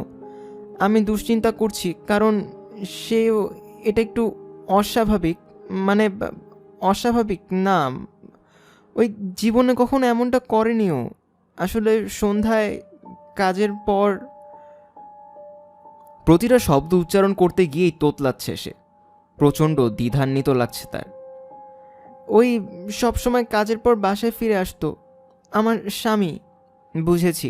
আর আপনি? আমি তার স্ত্রী। আপনার নাম? আমি জোয়ান, মিসেস স্মাইলি। নামটা লিখে নিল মহিলা। আপনি যদি লাইন থেকে সরে গিয়ে কিছুক্ষণ অপেক্ষা করেন তাহলে ভালো হয়। অফিসারদের কাউকে আমি বিষয়টা জানাচ্ছি। লাইন থেকে সরে গেল জোয়ান। মহিলাও ফোনে কাউকে কিছু একটা বলছে। মহিলার সহকর্মীদের একজন এখন লাইনে জোয়ানের পেছনে দাঁড়ানো মানুষটাকে সাহায্য করছে। একটা তরুণী মেয়ে তার মোবাইল ফোন হারিয়ে যাওয়ার জন্য অভিযোগ করতে এসেছে। লম্বা লম্বা কয়েকটা শ্বাস নিয়ে নিজেকে শান্ত করার চেষ্টা করছে জোয়ান। লাইনে দাঁড়ানো লোকজন কাউন্টারে এসে অভিযোগ জানাতে দেখছে, যদিও তাদের করা কথার দিকে কান নেই তার। ডন তাকে যা করতে বলে দিয়েছে সেগুলোই পুনরায় স্মরণ করে নিচ্ছে। Mrs smiley? নিজের নাম শুনে ঘুরে পেছনের দিকে ফিরে তাকালো জোয়ান। মোটাসোটা বেটে এক তরুণী মহিলা অফিসার দেখতে পেল। সাদা শার্ট ও কালো ট্রাউজারের ইউনিফর্মের ওপর একটা হাত কাটা কালো কোট পরে আছে অফিসার। রুমের লোকজনের দিকে চোখ বুলাচ্ছে অফিসারটা। হ্যাঁ, আমি মিসেস স্মাইলি। অফিসারের বুক পকেটে থাকা রেডিওটা চোখে পড়ল তার। বুকের এক পাশের একটা ব্যাজে লেখা ব্রাইটন অ্যান্ড হোভ, আর অন্য পাশেরটায় লেখা কমিউনিটি সাপোর্ট। আপনি একটু এদিকে আসতে পারবেন দয়া করে? অফিসারকে অনুসরণ করে দরজা ও করিডোর পেরিয়ে এসেছে একটা জানালাবিহীন বদ্ধ রুমে। রুমটা একটা ধাতব টেবিল রাখা আছে, যেটার দুই পাশে দুইটা চেয়ার আছে। আমি পিএসএসও ওয়াটস। তাকে শুভেচ্ছা জানালো জোয়ান। শরীর বেয়ে ঘাম পড়তে শুরু করেছে তার। পুলিশ কমিউনিটি সাপোর্ট অফিসার ওয়াটস চেয়ারে বসতে বলল তাকে, আর নিজে বসলো টেবিলের অন্য পাশের চেয়ারটায়। আপনার স্বামী নিখোঁজ, তাই না মিসেস স্মাইলি? আচ্ছা, আপনার স্বামীর নাম থেকে বলা শুরু করুন। Victor Joseph smiley. বয়স 43। কালকে রাতে আপনার স্বামী বাসায় ফিরেনি বলে উদ্বিগ্ন আপনি, তাই না? হ্যাঁ, এটা খুবই অদ্ভুত, মানে অদ্ভুতের থেকেও বেশি, যদি আপনি বুঝতে পারেন আর কি। দুঃখিত, বুঝতে পারছি না আমি। ভিক্টর আগে কখনো এমনটা করেনি, বাসায় না ফিরে আসার ব্যাপারটা। আমাদের বিবাহিত জীবনের একটা দিনেও এমনটা হয়নি কখনো। আপনাদের বৈবাহিক জীবন কতদিনের? 19.5 বছর, 3 সপ্তাহ, 4 দিন, 16 ঘন্টা এবং 7 মিনিটের। প্রায় 1.25 ঘন্টা পর্যন্ত জোয়ানের মনে হলো যে সে কোনো জেরায় আছে। অফিসার একটার পর একটা প্রশ্ন করেই যাচ্ছে তাকে। জোয়ান কি তাদের কোনো বন্ধুদের সাথে যোগাযোগ করেছে কিনা? হ্যাঁ, টেড এবং মেজের সাথে করেছে, তবে তাদের সাথে ভিক্টরের কোনো যোগাযোগ হয়নি। ভিক্টরের কোনো আত্মীয় আছে কিনা? তার শুধু একটা বোনই আছে, মেলবোর্নে থাকে। প্রতিটা প্রশ্নের উত্তরই নোটবুকে টুকে নিচ্ছে অফিসার। দুর্ভাগ্যক্রমে খুবই আস্তে আস্তে করছে কাজটা। একজন প্রেমময়ী বধূর মতোই জোয়ানও ভিক্টরকে উপযুক্ত স্বামী হিসেবে বর্ণনা দেওয়ার প্রায় সর্বোচ্চ চেষ্টাই করছে। বলছে সব দিক থেকেই উপযুক্ত ছিল ভিক্টর। সে ভালোবাসত ভিক্টরকে। বিয়ের পর থেকে একটা দিনও একে অপরকে ছাড়া থাকেনি তারা। অবশ্যই অন্যান্য স্বামী স্ত্রীর মতো তাদের মধ্যেও মাঝে মধ্যে কথা কাটাকাটি হতো। চাকরি থেকে পদচ্যুত হওয়ার পর থেকে একটু হতাশ হয়ে পড়েছিল ভিক্টর, অনেক বেশি হতাশ। এই শেষ কথাটার উপর একটু জোর দিল জোয়ান। তবে যত যাই হোক, বাসায় ফিরে না আসার মতো কিছু ঘটেনি কখনো, গত রাতের আগ পর্যন্ত তো না। জোয়ান কথাটা বলার পরও অফিসার ওয়াটস আবারও তাকে প্রশ্ন করলো যে এমনটা আগে কখনো হয়েছে কিনা। আবারও আগের জবাবটাই দিল জোয়ান। সাথে চাকরি চলে যাওয়ার পর হতাশ হয়ে পড়ার কথাটাও পুনরায় বলল সে। তাকে সহানুভূতি দেখালো অফিসার ওয়াটস। নরম স্বরে তাকে জিজ্ঞাসা করল, আপনি কি তার মোবাইল ফোনে চেষ্টা করে দেখেছেন? প্রশ্নটা শুনেই মুখ থেকে রক্ত সরে গেল যেন জোয়ানের। পেটে মোচড় দিয়ে উঠল তার, দৃষ্টিও কেমন যেন ঘোলাটে হয়ে গেছে। গর্ধব ডন, আমাকে এই কাজটার কথা আগে কেন বলিসনি তুই? হ্যাঁ, সারাক্ষণই চেষ্টা করে গেছি, একটু পরপরই ফোন দিয়েছি তাকে। আপনি কি এটা ভেবে দুশ্চিন্তা করছেন যে চাকরি চলে যাওয়ার ব্যাপারটা আপনার স্বামীর আত্মসম্মানে কোনো আঘাত করেছে? তার আত্মসম্মান খুব প্রবল। আপনার কাছে কি তার কোনো ছবি আছে? খুঁজে দেখতে হবে, পেলে আমাদের জন্য ভালো হয়। আমি রেখে যাব একটা। আচ্ছা দেখুন, আমি জানি প্রশ্নটা শুনে হয়তো আপনার অতটা ভালো লাগবে না, তবে ওনার সাথে অন্য কারো কোনো সম্পর্ক থাকার সম্ভাবনা ছিল? না, আমাকে ভালোবাসতো সে। আমরা খুবই ঘনিষ্ঠ, খুবই। তো তার চাকরি চলে যাওয়ার কারণে তার মানসিক অবস্থা নিয়ে দুশ্চিন্তা করছেন? হ্যাঁ, খুবই দুশ্চিন্তিত আমি। তাকে এটার উপর বেশি জোর দিতে বলেছিল ডন। বলেছিল যে ভিক্টর কেমনভাবে উপস্থাপন করতে পুলিশ ভাবে যে সে আত্মহত্যা করেছে। ভিক্টর খুবই আত্মমর্যাদাশীল একজন মানুষ। চাকরি চলে যাওয়ার দিনে বাচ্চাদের কাঁদতে কাঁদতে বাসায় এসে আমাকে সব জানিয়েছিল সে। খুবই বড়সড় একটা মিথ্যা। ওই দিন মদ খেয়ে বদ্ধ মাতাল হয়ে বাসায় ফিরে এসেছিল ভিক্টর। এসে তাকে জানিয়েছিল যে তার বস বলেছে অফিসে অপ্রয়োজনীয় কর্মচারী সে। উনি আত্মহত্যা করতে পারেন এমন কোনো শঙ্কা আছে আপনার, মিসেস স্মাইলি? হ্যাঁ। পুলিশ স্টেশন থেকে বের হয়ে এসেছে জোয়ান। নিজের উপর যথেষ্ট খুশি সে। একজন হারিয়ে যাওয়া ব্যক্তির দুঃখী স্ত্রী হিসেবে ভালোই অভিনয় করেছে সে। যদিও এ ব্যাপারে পিসিএস ও জুলিয়েট ওয়াটসের ধারণা আলাদা। মানুষটা নিয়ে খুশি হতে পারছে না। নিজের উপর খুব খুশি জোয়ান। সে ভাবছে যে পুলিশকে ভালোভাবেই সামলে নিতে পেরেছে। খুব ভালো অভিনয় করেছে সে। সবচেয়ে বড় কথা, অফিসার ওয়াটস বিশ্বাস করেছে তাকে। তার চেয়েও বড় কথা, অফিসার ভিক্টরকে খুবই ঝুঁকিপূর্ণ হিসেবে চিন্তিত করেছে। সফল সে। ডনকে খবরটা জানানোর জন্য আর তর্স হইছে না তার। যদিও প্রথমে স্বাভাবিক আচরণ করতে হবে তাকে, তাই সচরাচর যা করে বিকেলে সুপারমার্কেটে কাজে গেল। যদিও কাজে মন নেই তার, তাই একটু পরপরই ভুল করছে। 6টা বাজতেই কাজ থেকে বেরিয়ে পড়ল। আজকে আর বাসের জন্য অপেক্ষা করতে হবে না তাকে। ভিক্টরের গাড়িটা চালিয়ে বাসার দিকে রওনা হলো জোয়ান। বাসার কাছাকাছি পৌঁছতেই রাস্তায় দাঁড়িয়ে থাকা সাদা ভ্যান দেখে পিলে চমকে উঠল জোয়ানের। গ্যারেজের দরজা ঘেঁষে দাঁড়িয়ে আছে ভ্যানটা। রাস্তাতেই গাড়িটা রেখে তাড়াতাড়ি ভেতরে দৌড়ে গেল সে। গিয়ে দেখে একটা ময়লা টি শার্ট আর জিন্স পরে হলে দাঁড়িয়ে আছে ডন। ঘাম ঝরছে তার শরীর থেকে, সাথে ধূসর ধুলা লেগে থাকায় তাকে দেখতে সাদা ভূতের মতো লাগছে। পুলিশের ওখানে কেমন সামলালে? ভ্যানটা ওখানে কেন? কার ওটা? শান্ত হও, আগে একটা চুমু দেবে না আমাকে? কার ভ্যান ওটা?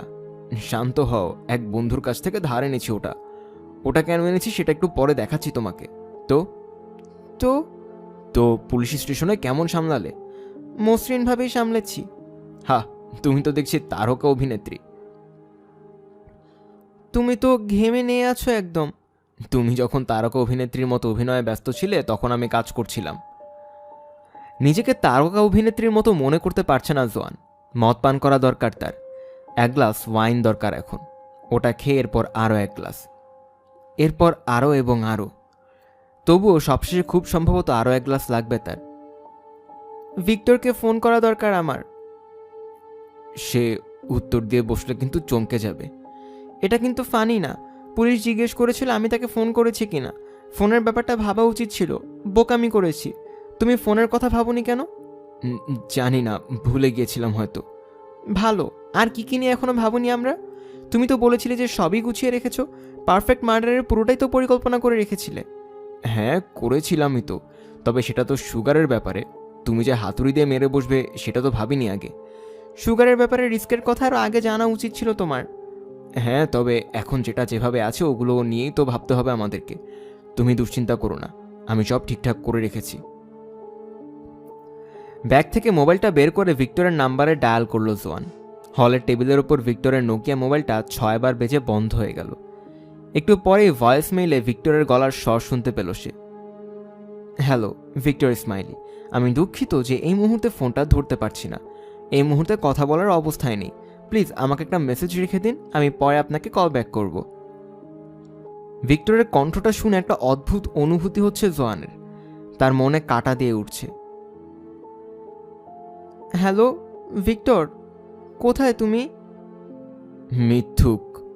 ফোনটা রেখে দিতেই বলে উঠল ডন, তুমি তো ওকে ভালোবাসো না? জোয়ানের মুখ জ্বলছে, মনে হচ্ছে যেন কেউ আগুন লাগিয়ে দিয়েছে তার মুখে। মৃত ব্যক্তির কাছে মিথ্যা বললে তো সমস্যা নেই, তাই না?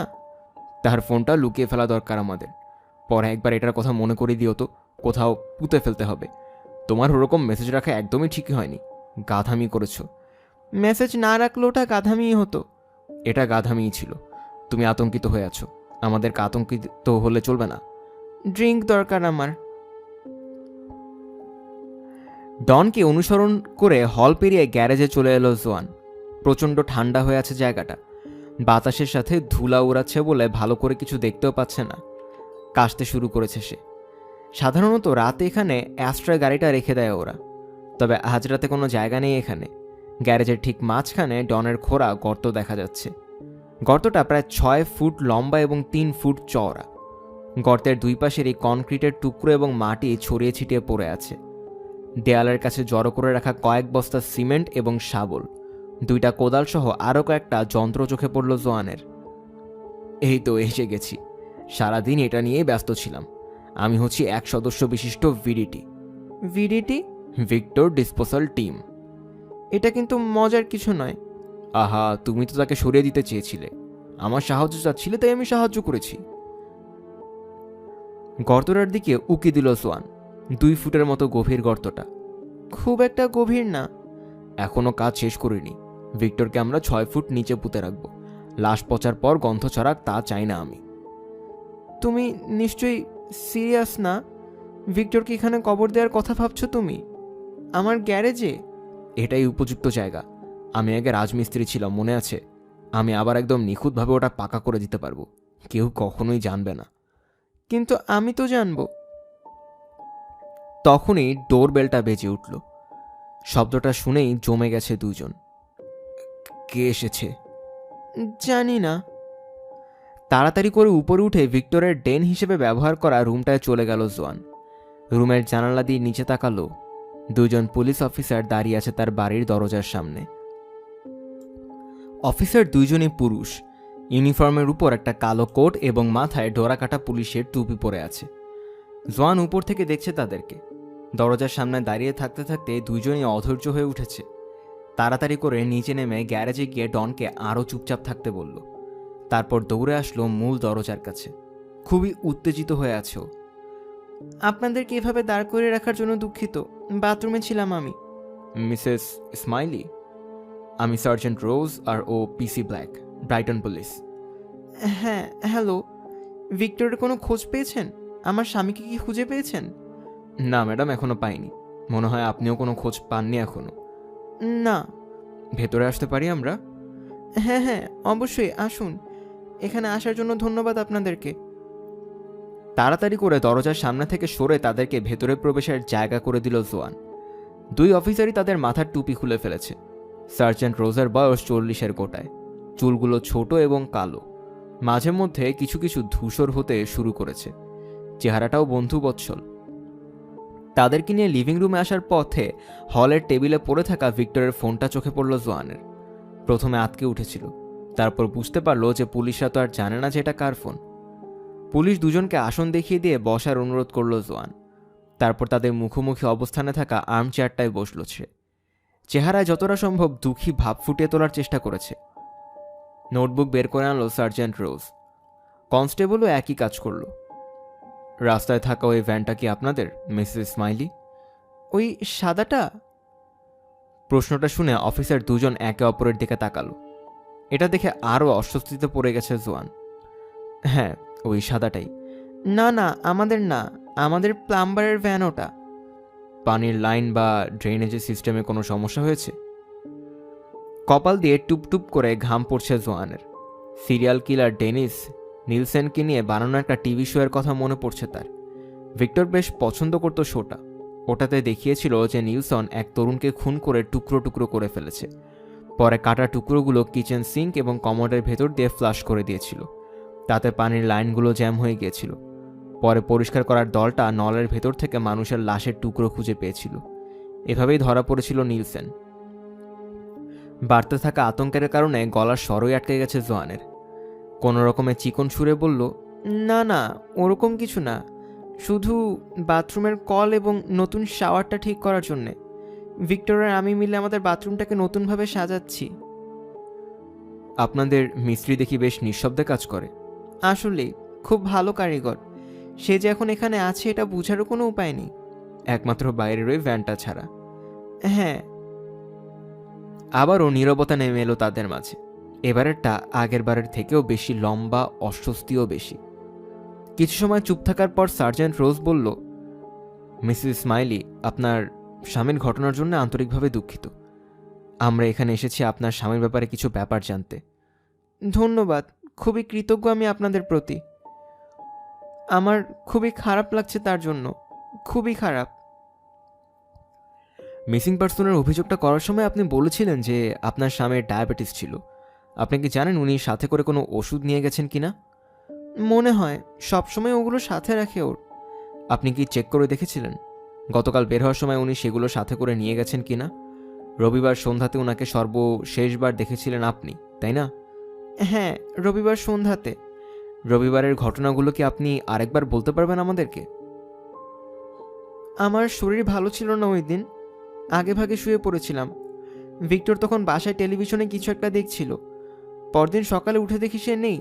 প্রথমে ভেবেছিলাম হয়তো আগে ভাগে অফিসে চলে গেছে। তবে এটা একটু অদ্ভুত লাগছিল, কারণ প্রতিদিনই বের হয়ে যাওয়ার আগে আমার জন্য চা বানিয়ে বিছানার পাশে রেখে যায় ও। চাকরি চলে যাওয়ার পর ওনার মানসিক অবস্থা কেমন ছিল মিসেস স্মাইলি? খুবই খারাপ, বড়সড় একটা ধাক্কা খেয়েছে সে। বহু বছর এই কোম্পানিটার হয়ে শ্রম দিয়েছে, এভাবে ছেড়ে দেওয়ার খুবই কষ্ট পেয়েছিল। পুরোপুরি ভেঙে পড়েছে। সারা দিন রাত রুমে বসে দুঃখ করত। গত সপ্তাহে আমাকে অনেকবারই একটা কথা বলছে সে, যে আরেকবার চাকরি করার ইচ্ছা নেই তার।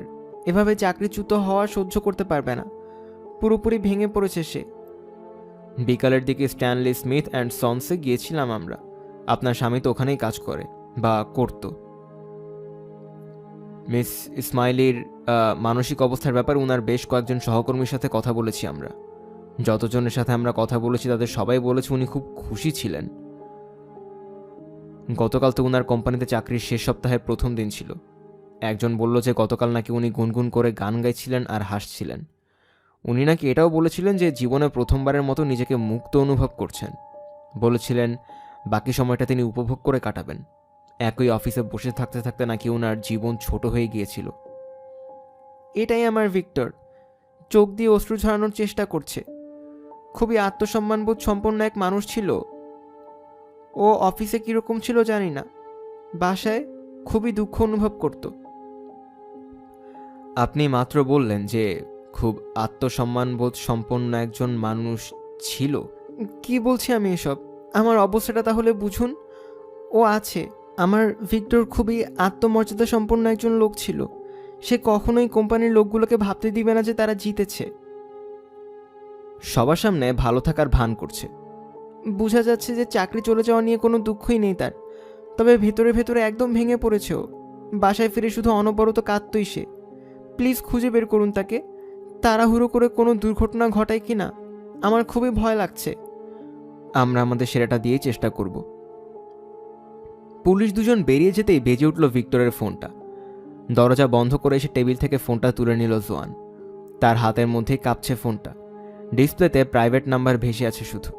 ফোনটার জবাব দেওয়া ঠিক হবে না, তাই ফোনটা রেখে দিল। আরও কয়েকবার রিং বেজে একটু পর আপনা থেকেই বন্ধ হয়ে গেল শব্দটা। জোয়ান চেক করে দেখল ফোন দেওয়া মানুষটা কোনো মেসেজ দিয়েছে কিনা। না, দেয়নি।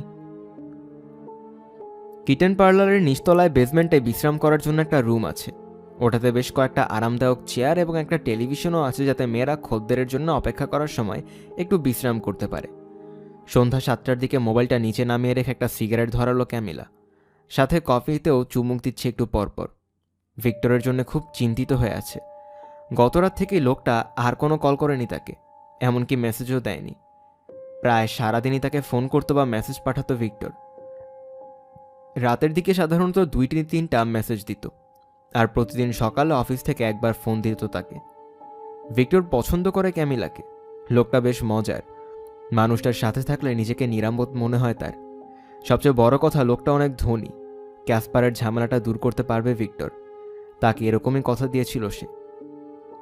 অনেক উঁচু উঁচু জায়গায় হাত আছে ভিক্টরের।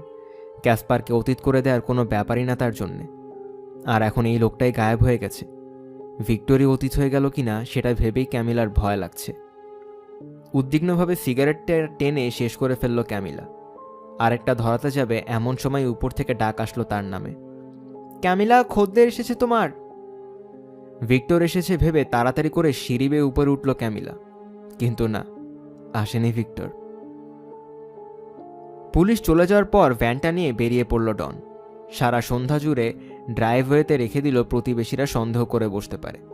কয়েক রাস্তা দূরে ভ্যানটা রেখে পায়ে হেঁটে ফিরে এলো। কালো পোশাক পরে থাকায় অন্ধকারে তাকে প্রায় চোখেই পড়ে না। রাত 11টার দিকে ডনের জন্য কফির মগ নিয়ে গ্যারেজে আসলো জোয়ান। সারা দিয়ে এই নিয়ে প্রায় 10 মগ কফি খেয়েছে ডন। গর্ত খোঁড়ার কারণে এখন আর তাকে প্রায় দেখাই যাচ্ছে না উপর থেকে। গর্তের দুই পাশেও গ্যারেজের মাঝে জুড়ে মাটি ছড়িয়ে আছে শুধু। ধুলোর গন্ধের তীব্রতাটা এখন কিছুটা কমে গেছে। এর পরিবর্তে এখন আর্দ্র মাটির তীব্র ঘ্রাণ ভাসছে বাতাস জুড়ে। বাতাসে ঠান্ডা লাগছে জোয়ানের। ভিক্টরকে এখানে তাদের গ্যারেজে কবর দেওয়া নিয়ে এখন খুব একটা সন্তুষ্ট হতে পারছে না সে। এটাই সবচেয়ে সেরা জায়গা। বিশ্বাস করো, বেশিরভাগ খুনি কিন্তু ধরা পড়া লাশ বেরিয়ে পড়ার কারণে। দেখা যায় যে জঙ্গলে অগভীর একটা গর্তে লাশ পুঁতে রেখেছিল, পরে কোনো কারণে সেটা বেরিয়ে পড়েছে, অথবা পানিতে ফেলে দেয়, পরে দেখা যায় স্রোতে ভেসে সৈকতে চলে এসেছে ওটা। আবার অনেকে তো লুকানোর জন্য লাশ নিয়ে যাওয়ার সময় ধরা পড়ে যায়। যদি কোনো লাশ না থাকে তাহলে পুলিশেরও তদন্ত করে যাওয়ার মতো কোনো কারণ থাকবে না। তোমাকে সন্দেহ করার মতো কিছু খুঁজে পাবে না তারা। পাবে না। দাঁড়িয়ে দাঁড়িয়ে ডনকে গর্তটা খুঁড়তে দেখছে জোয়ান। আস্তে আস্তে একটু একটু করে গভীর হচ্ছে গর্তটা, একটু একটু করেই। মধ্যরাতের কয়েক মিনিট আগে ডন আর জোয়ান মিলে ভিক্টরের লাশটা বের করে আনলো ফ্রিজ থেকে। ভিক্টর এখন জমে শক্ত হয়ে গেছে। মাংসও কেমন যেন ধূসর হয়ে গেছে। এখন শরীরের উপর হালকা হালকা বরফও জমে আছে। তার চেহারার দিক থেকে চোখ তুলে তাকাতে পারছে না জোয়ান। ওই চোখগুলো আরেকবার দেখতে চায় না সে। হলের উপর দিয়ে টেনে হিচড়ে কোনো রকমের গ্যারেজে লাশটা নিয়ে এলো তারা। এনে সদ্য খোঁড়া লম্বা সরু গর্তটায় লাশটা ফেলে দিল দুজনে মিলে। হুট করে জোয়ানের মনে হতে লাগলো গর্তটা হয়তো ভিক্টরের তুলনায় বেশি চাপা হয়ে গেছে। ভিক্টরের লাশটা কয়েক ফুটে আটকে গেছে, তার মোটা পেটটা ঢুকছে না। গর্তের পাশে বসে পা দিয়ে লাশটা একটা ধাক্কা দিল ডন। সাথে সাথেই ধপ শব্দ করে গর্তের তলায় আছড়ে পড়ল লাশটা। একটু সম্মান দেখাও, পা দিয়ে ধাক্কা দেওয়া উচিত হয়নি তোমার। ক্ষমা করবে, পুরোহিতদের ডেকে আনছো না কেন তাহলে? তারা এসে নিয়ম সিদ্ধভাবে কবর দিয়ে যাক তাকে। কোনো ধরনের আনন্দের অনুভূতি পাচ্ছে না সে। আগে ভেবেছিল ভিক্টর মরার পর হয়তো অন্যরকম একটা আনন্দ অনুভব করতে পারবে। ভেবেছিল যে ডনের প্রতি তার ভালোবাসাটা হয়তো অনেক তীব্র, কিন্তু এই মুহূর্তে ডনের প্রতি কোনো ভালোবাসাই অনুভব করতে পারছে না। সত্যি বলতে সে চাচ্ছে ডন তাকে একা রেখে চলে যাক। উবু হয়ে এক মুঠো মাটি তুলে লাশের উপর ছিটিয়ে দিল জোয়ান। তারপর ডান যেন শুনতে না পায় এমনভাবে ফিসফিস করে বলল, চিরবিদায় ভিক্টর। জায়গাটা নিশ্চয়ই খুব খারাপ না তোমার জন্যে? রাত 1টার দিকে গর্তটা মাটি দিয়ে ভরার কাজ শেষ হলো তাদের। ঘুমের কারণে আর দাঁড়িয়ে থাকতে পারছে না জোয়ান। তোমার বউ কি তোমার জন্য দুশ্চিন্তা করছে না? ঘড়ির দিকে তাকালো ডন।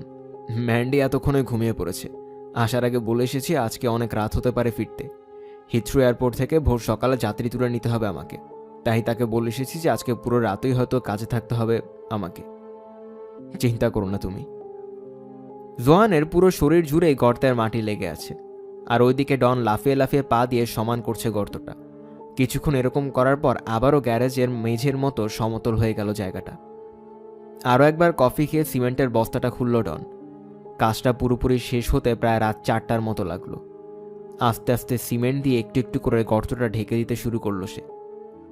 ডনের সমস্ত সরঞ্জামাদি এবং সিমেন্টের বস্তাগুলো পড়ে আছে হলের ওপর। পরের দিন ভ্যান নিয়ে এসে ওগুলো নিয়ে যাবে সে। কি মনে হয় তোমার? ঝলমল করতে থাকা ভেজা সিমেন্টের প্রলেপটার দিকে তাকালো জোয়ান। ওখানে যে একটু আগে কবর খোঁড়া হয়েছে তা বোঝা অসম্ভব। দেখে তো ভালোই মনে হচ্ছে।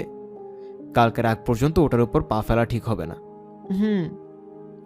আমার মনে হয় ভিক্টর ওখান থেকে কখনো পালিয়ে যেতে পারবে না। সব কিছু ঠিকঠাক থাকবে। শুধু তুমিও একটু শান্ত থাকবে। কেউই ওই গর্তের কথা জানতে পারবে না। কাল বিকালে তোমার কাজ শেষ হলে ড্রিঙ্ক করবো আমরা, ঠিক আছে? বিছানায়, ওকে? নিচের ঠোঁট কামড়ে ধরে রেখেছে জোয়ান। সে বুঝতে পারছে না যে তার আসলে কেমন লাগছে, তাই শুধু মাথা ঝাঁকিল দুর্বলভাবে এবং হালকা একটু হাসল। দরজা খুলে বাইরের অন্ধকারে বেরিয়ে পড়েছে ডন। দরজাটা বন্ধ করে তালা দিয়ে আটকে দিল জোয়ান। ঘুরে দেখে সিঁড়ির ওপর দাঁড়িয়ে এক দৃষ্টিতে তার দিকে তাকিয়ে আছে ভিক্টর। চিৎকার করে উঠল জোয়ান, কিন্তু গলা থেকে কোনো আওয়াজ বের হচ্ছে না তার। আবারও চিৎকার করে উঠল, কিন্তু এইবারও কোনো স্বর বেরুল না। পুরো শরীর কাঁপছে। চোখ বন্ধ করে দরজায় পিঠ ঠেকিয়ে দিয়েছে সে। কাঁপা কাঁপা হাতে দরজাটা খোলার চেষ্টা করছে। একটু পর আবার চোখ খুলল। ভিক্টর নেই। ওপরতলায় গেছে নাকি? বুকের ভেতর ধুকধুক করছে তার। শ্বাস নিতে গিয়ে রীতিমতো খাবি খাচ্ছে।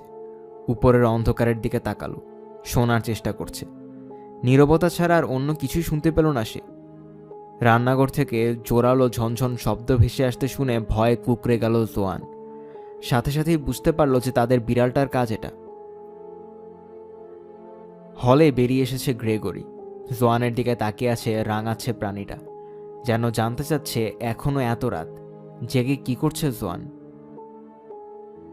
জোয়ান ভিক্টর বলে কয়েকবার ডাকলো, কিন্তু কোনো জবাব নেই। রান্নাঘরে চলে গেল সে। বুঝতে পারছে যে রাতে আর ঘুমাতে পারবে না। এই অন্ধকারের মধ্যে উপরে যাওয়ার সাহসও নেই তার। এখন একটা ড্রিঙ্ক দরকার তার। ফ্রিজ থেকে একটা ওয়াইনের বোতল বের করে গ্লাসে ঢেলে নিল জোয়ান। এক ঢোকে গ্লাসটা খালি করে আরেকবার ঢালল।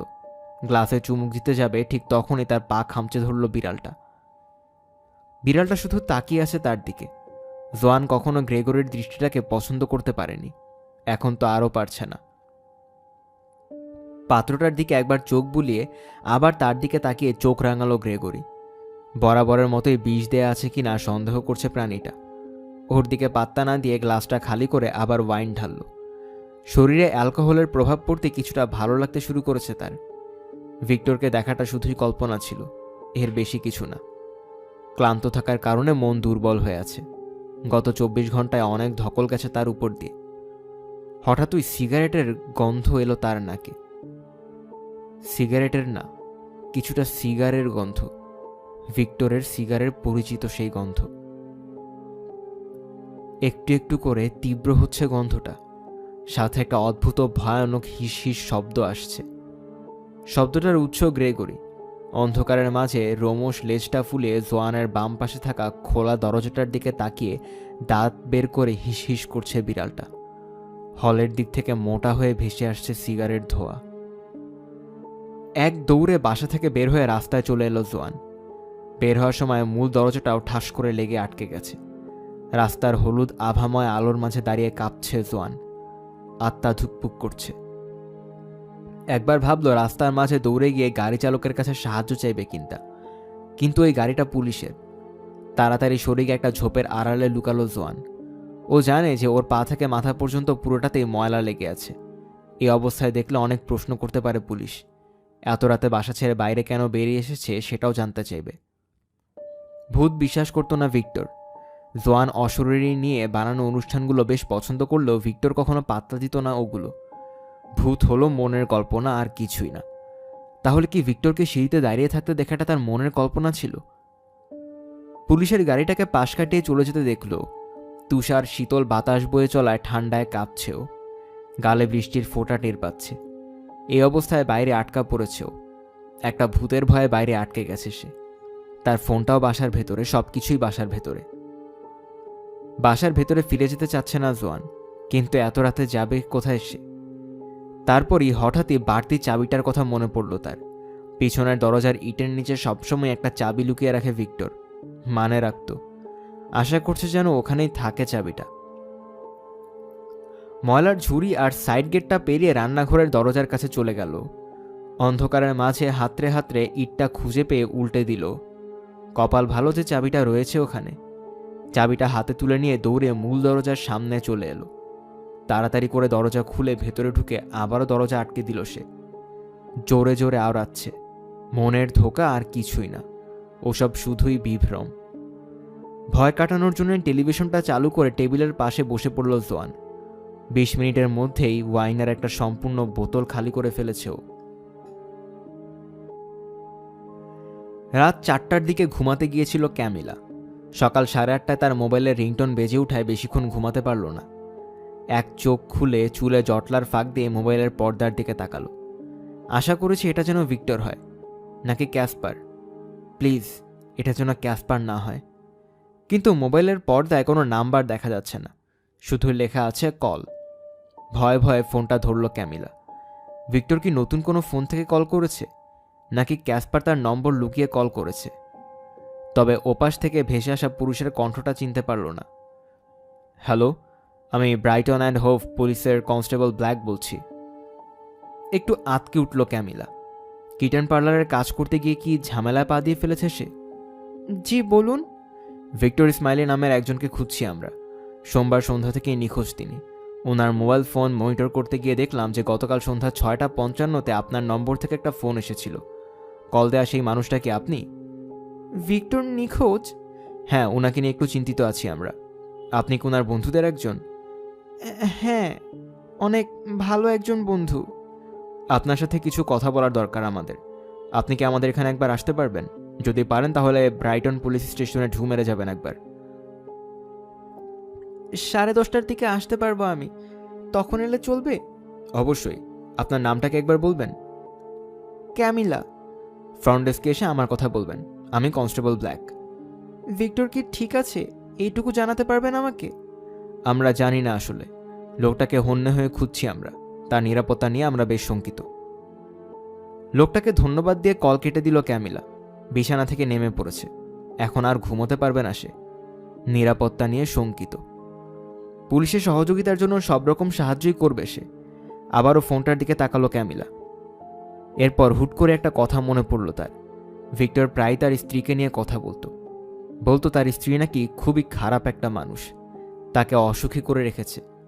পুলিশকে এগুলো জানানো উচিত কিনা তা নিয়ে ভাবছে ক্যামিলা। তোমাকে দেখতে জঘন্য লাগছে। ধন্যবাদ ডার্লিং। তুমি তো নিশ্চয়ই ভালোভাবেই জানো কিভাবে একটা নারীকে ভালো লাগানো যায়। রান্নাঘরের টেবিলটার পাশে বসে আছে জোয়ান। রাতের ওয়াইনের প্রভাবটা রয়ে গেছে এখনও তার মাঝে। মুখে কোনো মেকআপও করা নেই। মাত্র 1 ঘন্টা ঘুমোতে পেরেছেও। মোবাইলে 3টা মেসেজ জমে আছে। সবগুলো এসেছে মেজের কাছ থেকে। গতরাতে বেশ কয়েকবার ফোন করেছিল মেজ। তখন ডনের সাথে গ্যারেজে ব্যস্ত থাকার ফোনের শব্দটা শুনতে পায়নি জোয়ান। মেসেজে মেজ জানিয়েছে যে ভিক্টরের নিখোঁজ হওয়ার সংবাদটা জানিয়ে পুলিশ ডেকে নিয়ে গিয়েছিল তাদেরকে। জোয়ান কি ঠিক আছে? কেন তাদেরকে কল করেনিও? তারা কি এসে তাকে দেখে যাবে একবার? ডন, রাতে ভিক্টর এসেছিল বাসার ভেতর, তুমি চলে যাওয়ার পরপরই। তাহলে লোকটার নাম পরিবর্তন করে হুডিনি রাখা উচিত। 6 ফুট গভীর মাটি আর সিমেন্টের প্রলেপ ভেদ করে যদি কেউ বেরিয়ে আসতে পারে, তাহলে সে জাদুকর ছাড়া আর কিছুই না। ভিক্টর ছিল এখানে। পৌপো কি ছিল সাথে? আমি সিরিয়াস। আমি জানি তোমার জন্য ব্যাপারটা কঠিন, তারপরও তোমাকে শান্ত থাকতে হবে, ওকে? তোমার পক্ষে তো বলা সোজা, তুমি তো আর ছিলে না এখানে। ভূত বলে কিছু নেই। ডন তার কথা বিশ্বাস করছে না দেখে রেগে গেছে জোয়ান। টেবিলের ওপাশে বসে থাকা লোকটার দিকে ভালো করে তাকালো। কয়েকদিন আগে মনে হওয়া সেই দীর্ঘদেহী শক্তিশালী নায়কোচিত ভাবটা আর দেখা যাচ্ছে না ডনের মাঝে। চামড়ার জ্যাকেট জিন্স পরা লোকটাকে খুব দুর্বল দেখাচ্ছে এখন। ডন উঠে দাঁড়িয়ে চুমু খেতে চাইল, কিন্তু ঠেলা দিয়ে তাকে সরিয়ে দিল জোয়ান। কি হলো, এমন করছো কেন? কোনো জবাব দিল না জোয়ান। ভিক্টরের ছাউনিটার দিকে তাকিয়ে আছে। এরপর তাকালো গ্রিন হাউসে ভিক্টরের লাগানো টমেটো গাছগুলোর দিকে, ফুল গাছগুলোর দিকে তাকালো। তুমি যা নিতে এসেছিলে ওগুলো নিয়ে চলে যাও। ভালোবাসি তোমাকে আমি। ঘুরে ডনের দিকে তাকালো জোয়ান, তারপর তাকালো দরজার খোলা মুখটার দিকে। কয়েক ঘন্টা আগে ওই মুখটা দিয়ে ধোয়া আসতে দেখেছিল সে। হুট করেই ফোন বেজে উঠায় ভাবনায় সুতোটা কেটে গেল তার। মেজের নাম ভেসে আছে মোবাইলের পর্দায়। জোয়ান, জোয়ান, কথাটা কি সত্য? ভিক্টর তোমাকে ছেড়ে চলে গেছে? জোয়ান, আমি আসছি, তোমার সঙ্গী দরকার। না না, আমি ঠিক আছি, আমি আসছি, আমরা দুজনই আসছি, এক্ষুনি আসছি আমরা। সকালের শিফটে ছুটি নিয়েছে টেড, আধ ঘন্টার মাঝেই চলে আসবো আমরা। বিপদের সময় তো বন্ধুরাই কাছে আসে। মেস, ধন্যবাদ তোমাকে, তবে আমি ঠিক আছি। ধুর। হঠাৎ করে একটা অদ্ভুত গন্ধ এসে লাগলো তার নাকে। অদ্ভুত না ঠিক, আসলে এই গন্ধটাকে খুব ভালোভাবে জানে সে। সিগারের গন্ধ। আবারও ভিক্টরের সিগারের গন্ধটা আসছে। প্রতি মুহূর্তেই বাড়ছে গন্ধের তীব্রতা। গন্ধটা পাচ্ছ তুমি? কিসের গন্ধ? নিশ্চয়ই তুমি গন্ধটা পাচ্ছ। আমি কোনো গন্ধ পাচ্ছি না। ঈশ্বর, ডন, সমস্যাটা কি তোমার? আমার সমস্যা? তোমার শান্ত হওয়া দরকার। আমি শান্তই আছি, তোমার জিনিসগুলো নিয়ে চলে যাও এখন। টেড আর মেজ আসবে কিছুক্ষণের মধ্যেই, যাও। সিমেন্টের শূন্য ব্যাগ এবং যন্ত্রপাতিগুলো ভ্যানে তুলে নিল ডন। আমি তোমাকে পরে ফোন করব, যাওয়ার সময় বলল ডন। তবে জোয়ান তার কথা শুনতে পায়নি। গোসল করে শরীর ও চুল থেকে সব ময়লা দূর করেছে। গোসল শেষে বাথরুম থেকে বেরিয়ে গা মুছে নিল। বিছানার পাশে থাকা ড্রেসিং টেবিলের সামনে গিয়ে মুখে হালকা সাজসজ্জা করে নিচ্ছে। লিপস্টিক অর্ধেক লাগিয়েছে ঠোঁটে, ঠিক তখনই আয়নায় একটা নড়াচড়া চোখে পড়ল তার। ঝট করে ঘুরে তাকালো জোয়ান। দরজার মুখে দাঁড়িয়ে তার দিকে তাকিয়ে হাসছে ভিক্টর। মোটা টাকপড়া ভিক্টর না, তার সেই পুরনো তরুণ সুদর্শন ভিক্টর, যাকে সে বিয়ে করেছিল সেই ভিক্টর। আমি সরি, আমি জানি না আমাদের মাঝে কি ঘটেছিল। ডোরবেলটা শব্দ করে উঠল তখনই। ভিক্টরও গায়েব হয়ে গেছে। দূরে সিঁড়ি বেয়ে নেমে দরজাটা খুলল জোয়ান। তার চুলগুলো এলোমেলো হয়ে গেছে, মেকআপটাও ঠিকভাবে করতে পারেনি। মেজ আর টেড দাঁড়িয়ে আছে দরজার সামনে। বেচারি জোয়ান। ভুরো ভামটা কই গেছে? তুমি নিশ্চয়ই তাকে কেটে টুকরো টুকরো করে রান্নাঘরের মেঝেতে পুঁতে felony. It's not funny Ted. কি করছো? জোয়ানের এখন সাপোর্ট দরকার। মেজের সাথে কয়েকবার এরকম করতে চেয়েছিলাম আমি, এটা বলতে আপত্তি নেই আমার। এত ফাজিল কেন তুমি? ওর কথা শুনলো না তো। এসো, চা খেতে খেতে সব বলো আমাদেরকে। চুলায় চায়ের পাত্র বসিয়ে তাদেরকে সব খুলে বলল জোয়ান। শুধু তার এবং ডনের সম্পর্ক, ভিক্টরকে খুন করা এবং গ্যারেজে তাকে কবর দেওয়ার ব্যাপারগুলো বলল না। যদিও এগুলো বলার না বলা একই কথা। সব শুনে একটা উপসংহারে পৌঁছালো টেড। তো চাকরি থেকে বাদ পড়ে হতাশ হয়ে গিয়েছিল ওই বুড়োটা? হ্যাঁ। মূর্খটা আমাদেরকে কিছু বলেনি কেন? আত্মসম্মানের কারণে মনে হয়। বিপদে পড়লে এই সব কিছু উবে যায়। তার সাথে দেখা হলে আমি বুঝিয়ে বলবো তাকে, এইসব নাটকের কোনো মানে হয় নাকি? আজকালকার দিনে চাকরি হারানোর কোনো ব্যাপারই না। আমার নিজেরটাও তো যে কোনো সময় চলে যেতে পারে, তাই না? হ্যাঁ, না গেলেই ভালো হবে। আহা, তোমাকে খেপাচ্ছিলাম শুধু, সমস্যা নেই। টেড সবসময় এমন খেপায় আমাকে, তুমি চিন্তা করো না জোয়ান। তাদের চলে যাওয়ার অপেক্ষা করছে জোয়ান। সত্যি বলতে রান্নাঘরে ওদের সাথে বসে থাকতে খুব একটা ভালো লাগছে না। কিন্তু তারা গেল না, বসেই রইল। দুপুরে আসতে আসতে জোয়ানের সংগ্রহের সব কফি বিস্কুটও শেষ হয়ে গেছে। এমনকি বলার মতো আর কোনো কথাও নেই তার কাছে। জোয়ান, ভিক্টর ফিরে আসবে। হ্যাঁ, ফিরে আসবে, তুমি ভেবো না অত। সে কিন্তু আত্মহত্যা করার মতো মানুষ না। হ্যাঁ, সে কিন্তু আত্মহত্যা করার পাবলিক না। ডোরবেলটা বেজে উঠল। কে এসেছে ওটা চেক না করে দরজাটা খুলে দিল জোয়ান। স্যুট পরা দুজন লোক দাঁড়িয়েছে দরজার মুখে। দুজন পরিচয় দিল তাদের। একজন ডিটেকটিভ সার্জেন্ট মিক ব্রেট, অন্যজন ডিটেকটিভ কনস্টেবল পল ব্যাজার। ভেতরে আসার অনুমতি চাইছে ওরা। টেড ও মেজের সাথে দুই গোয়েন্দার পরিচয় করে দিল জোয়ান। তারা চলেই যাচ্ছিল। সাথে এটাও যোগ করল, মেজ তাকে আশ্বস্ত করে জানালো যে সন্ধ্যায় ফোন করবে সে। টেডও তার কপালে চুমু খেয়ে দুশ্চিন্তা করাতে মানা করে দিল। ভিক্টর ফিরে আসবে, চিন্তা করো না। হ্যাঁ হ্যাঁ, ফিরে আসবে। আপনাদেরকে কফি সারতাম আমি, কিন্তু দুধ শেষ হয়ে গেছে। টেডরা চলে যাওয়ার পর গোয়েন্দাদেরকে বলল জোয়ান, তবে ব্ল্যাক কফি দিতে পারবো। দিব? সমস্যা নেই মিসেস স্মাইলি, ওসব লাগবে না আমার। লিভিং রুমের সোফায় তাদেরকে বসতে বলল জোয়ান। তারপর ট্রেতে কফি কাপ এবং বিস্কুটের গুঁড়ো পড়ে থাকা প্লেটগুলো সরিয়ে নিল। আপনাদেরকেও বিস্কুট দিতে পারছি না আমি, যদি সন্ধ্যায় আসতেন তাহলে দিতে পারতাম। আপাতত আপনি আমার কিছু প্রশ্নের উত্তর দিন। আপনার নিখোঁজ স্বামীর কেসটা পুলিশের লোকরা সিআইডির কাছে পাঠিয়ে দিয়েছে মিসেস স্মাইলি। ও আচ্ছা, এটা তো ভালো, তাই না? পুলিশেরা আপনার স্বামীর ব্যাপারে শঙ্কাবোধ করছে। এই দিক থেকে চিন্তা করলে ভালোই বলা যায়। আমি আমার ভিক্টরকে নিয়ে দুশ্চিন্তার মধ্যে আছি, আর স্বাভাবিক থাকতে পারছি না আমি। আপনাকে কয়েকটা প্রশ্ন জিজ্ঞেস করার ছিল আমাদের। অবশ্যই, বলুন। প্রথম প্রশ্নটা আপনার স্বামীর মোবাইল নিয়ে। গতকাল ব্রাইটন পুলিশ স্টেশনে আপনি অভিযোগটা করার সময় জানিয়েছিলেন যে আপনি ওনার নম্বরে সোমবার সন্ধ্যা থেকে অনেকবার চেষ্টা করেছেন, মনে আছে আপনার? হ্যাঁ হ্যাঁ, মনে আছে আমার। ফোন কোম্পানি থেকে ওনার মোবাইলের রেকর্ডটা চেক করে দেখেছি আমরা। আপনার নম্বর থেকে ওটাতে শুধু একটা কলই ছিল। আপনার ল্যান্ডলাইন থেকেও ফোন দেওয়ার কোনো আলামত পাইনি। আপনি কলটা করেছিলেন গত সন্ধ্যায়। এটার ব্যাপারে একটু ভেঙে বলবেন? মানে ব্যাপারটা হলো, দেখুন, হয়তো কোনো ভুল রয়েছে রেকর্ডটায়। আমি অনেকবারই কল করেছিলাম তাকে। আমি জানি না আসলে ঠিক কতবার। ফোন কোম্পানি নিশ্চয়ই কোনো ভুল করেছে। আবারও দরজার দিকে তাকালো ডিসি ব্যাজার। জোয়ান বুঝতে পারছে তার জন্য একটা ফাঁদ এটা। কোনো রকমের নিজেকে সংবরণ করে রাখলো। চিন্তা করলে চলবে না তাকে। কিছুক্ষণ পর দৃষ্টি সরিয়ে নিয়ে তার দিকে তাকালো ডিসি ব্যাজার। বাসায় কি এই মুহূর্তে আর কেউ আছে মিসেস স্মাইলি? না। আপনি নিশ্চিত? হ্যাঁ। ওনার কি অন্য কোনো মোবাইল ছিল? অন্য নম্বরের হয়তো ওটাতেই কল দিচ্ছিলেন আপনি? না, অন্য কোনো ফোন ছিল না তার। আমি তো কিছুই বুঝতে পারছি না। নোটবুকের পাতাটা উল্টে কিছু একটা দেখে নিল ডিএস ব্রেড। কাল রাতে যখন পুলিশের দুজন অফিসার আপনার কাছে এসেছিল, তখন তারা আপনার ড্রাইভওয়ে দাঁড়িয়ে থাকা একটা সাদা ভ্যান নিয়ে প্রশ্ন করেছিল। আপনি বলেছিলেন যে ওটা আপনাদের প্লাম্বারের ভ্যান। কথাটা কি সত্য? হ্যাঁ, আমার প্লাম্বারের ভ্যান ছিল ওটা। ওই ভ্যানটা মাইল ওকে ইলেকট্রিক সাপ্লাইস নামের একটা কোম্পানির। প্লাম্বিংয়ের কাজও করে তারা। আমার মনে হয় আমার প্লাম্বার ধার করে এনেছিল ভ্যানটা, এজন্যই কাজে আসতে দেরি হয়েছিল তার। লোকটার ভ্যান নষ্ট হয়ে যাওয়ায় দেরি করে এসেছিল হয়তো। ঘাম দিয়ে জ্বর ছাড়লো যেন। কিছুটা স্বস্তি পাচ্ছে এখন সে। মিথ্যাটাকে যুক্তিসঙ্গতই মনে হচ্ছে তার কাছে। সার্জেন্ট ব্রেট আবারও নোটবুক থেকে কিছু দেখে নিয়ে তার সহকর্মীর দিকে তাকালো। তারপর তাকালো জোয়ানের দিকে। আচ্ছা মিসেস স্মাইলি, যাই হোক, আমার পরের প্রশ্নটা শুনে হয়তো একটু খারাপ লাগতে পারে আপনার।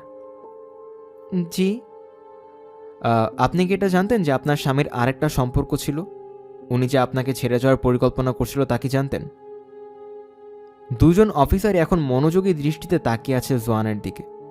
কথাটা শুনে চমকে গেছে জোয়ান। আরেকটা সম্পর্ক? ভিক্টরের? বিশ্বাসই হয় না এটা। ভিক্টরের পক্ষে এটা সম্ভব না। মানে পৃথিবীর কোনো মেয়ে। বলুন। আমি সরি, কথাটা বিশ্বাস হচ্ছে না আমার। ক্যামিলা ওয়ালজ্যাক নামটা পরিচিত আপনার? পরিচিত হবার কথা আমার।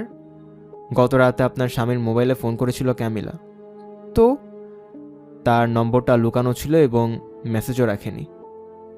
হুট করেই জোয়ানের মনে পড়ল ভিক্টরের ফোনে আসা কলটার কথা। পর্দায় কোনো নাম্বার দেখতে পায়নি, এমনকি মেসেজও দেয়নি। ক্যামিলা নামের মহিলাই কি করেছিল ফোনটা? না, আমি কখনো এমন কারো কথা শুনিনি। কে মহিলা? ব্রাইটনের এক ক্লাবে কাজ করেইনি। আমি নিশ্চিত মহিলা কোনো ভুল করেছে। ভিক্টর কোনো ক্লাবে যায় না। আমি জানি না আপনাকে কিভাবে বলবো কথাটা মিসেস স্মাইলি। ভালোভাবে বললে ওটা একটা যৌনপল্লী, আর এই তরুণী মহিলা একজন যৌনকর্মী। কি বলছেন আপনি? একজন কল গার্ল? হ্যাঁ, তাই। আমার ভিক্টর একজন পতিতার সাথে সম্পর্ক করেছে? অসম্ভব। সত্যি বলতে ওখানে যাওয়ার মতো অত টাকা পেত কই সে? এর উত্তর আমি দিতে পারবো না মিসেস স্মাইলি। মিস ওয়েলজ্যাক কিছুক্ষণ আগে আমাদের কাছে এসে বয়ান দিয়ে গেছে তার। মহিলাকে খুব উদ্বিগ্ন দেখাচ্ছিল।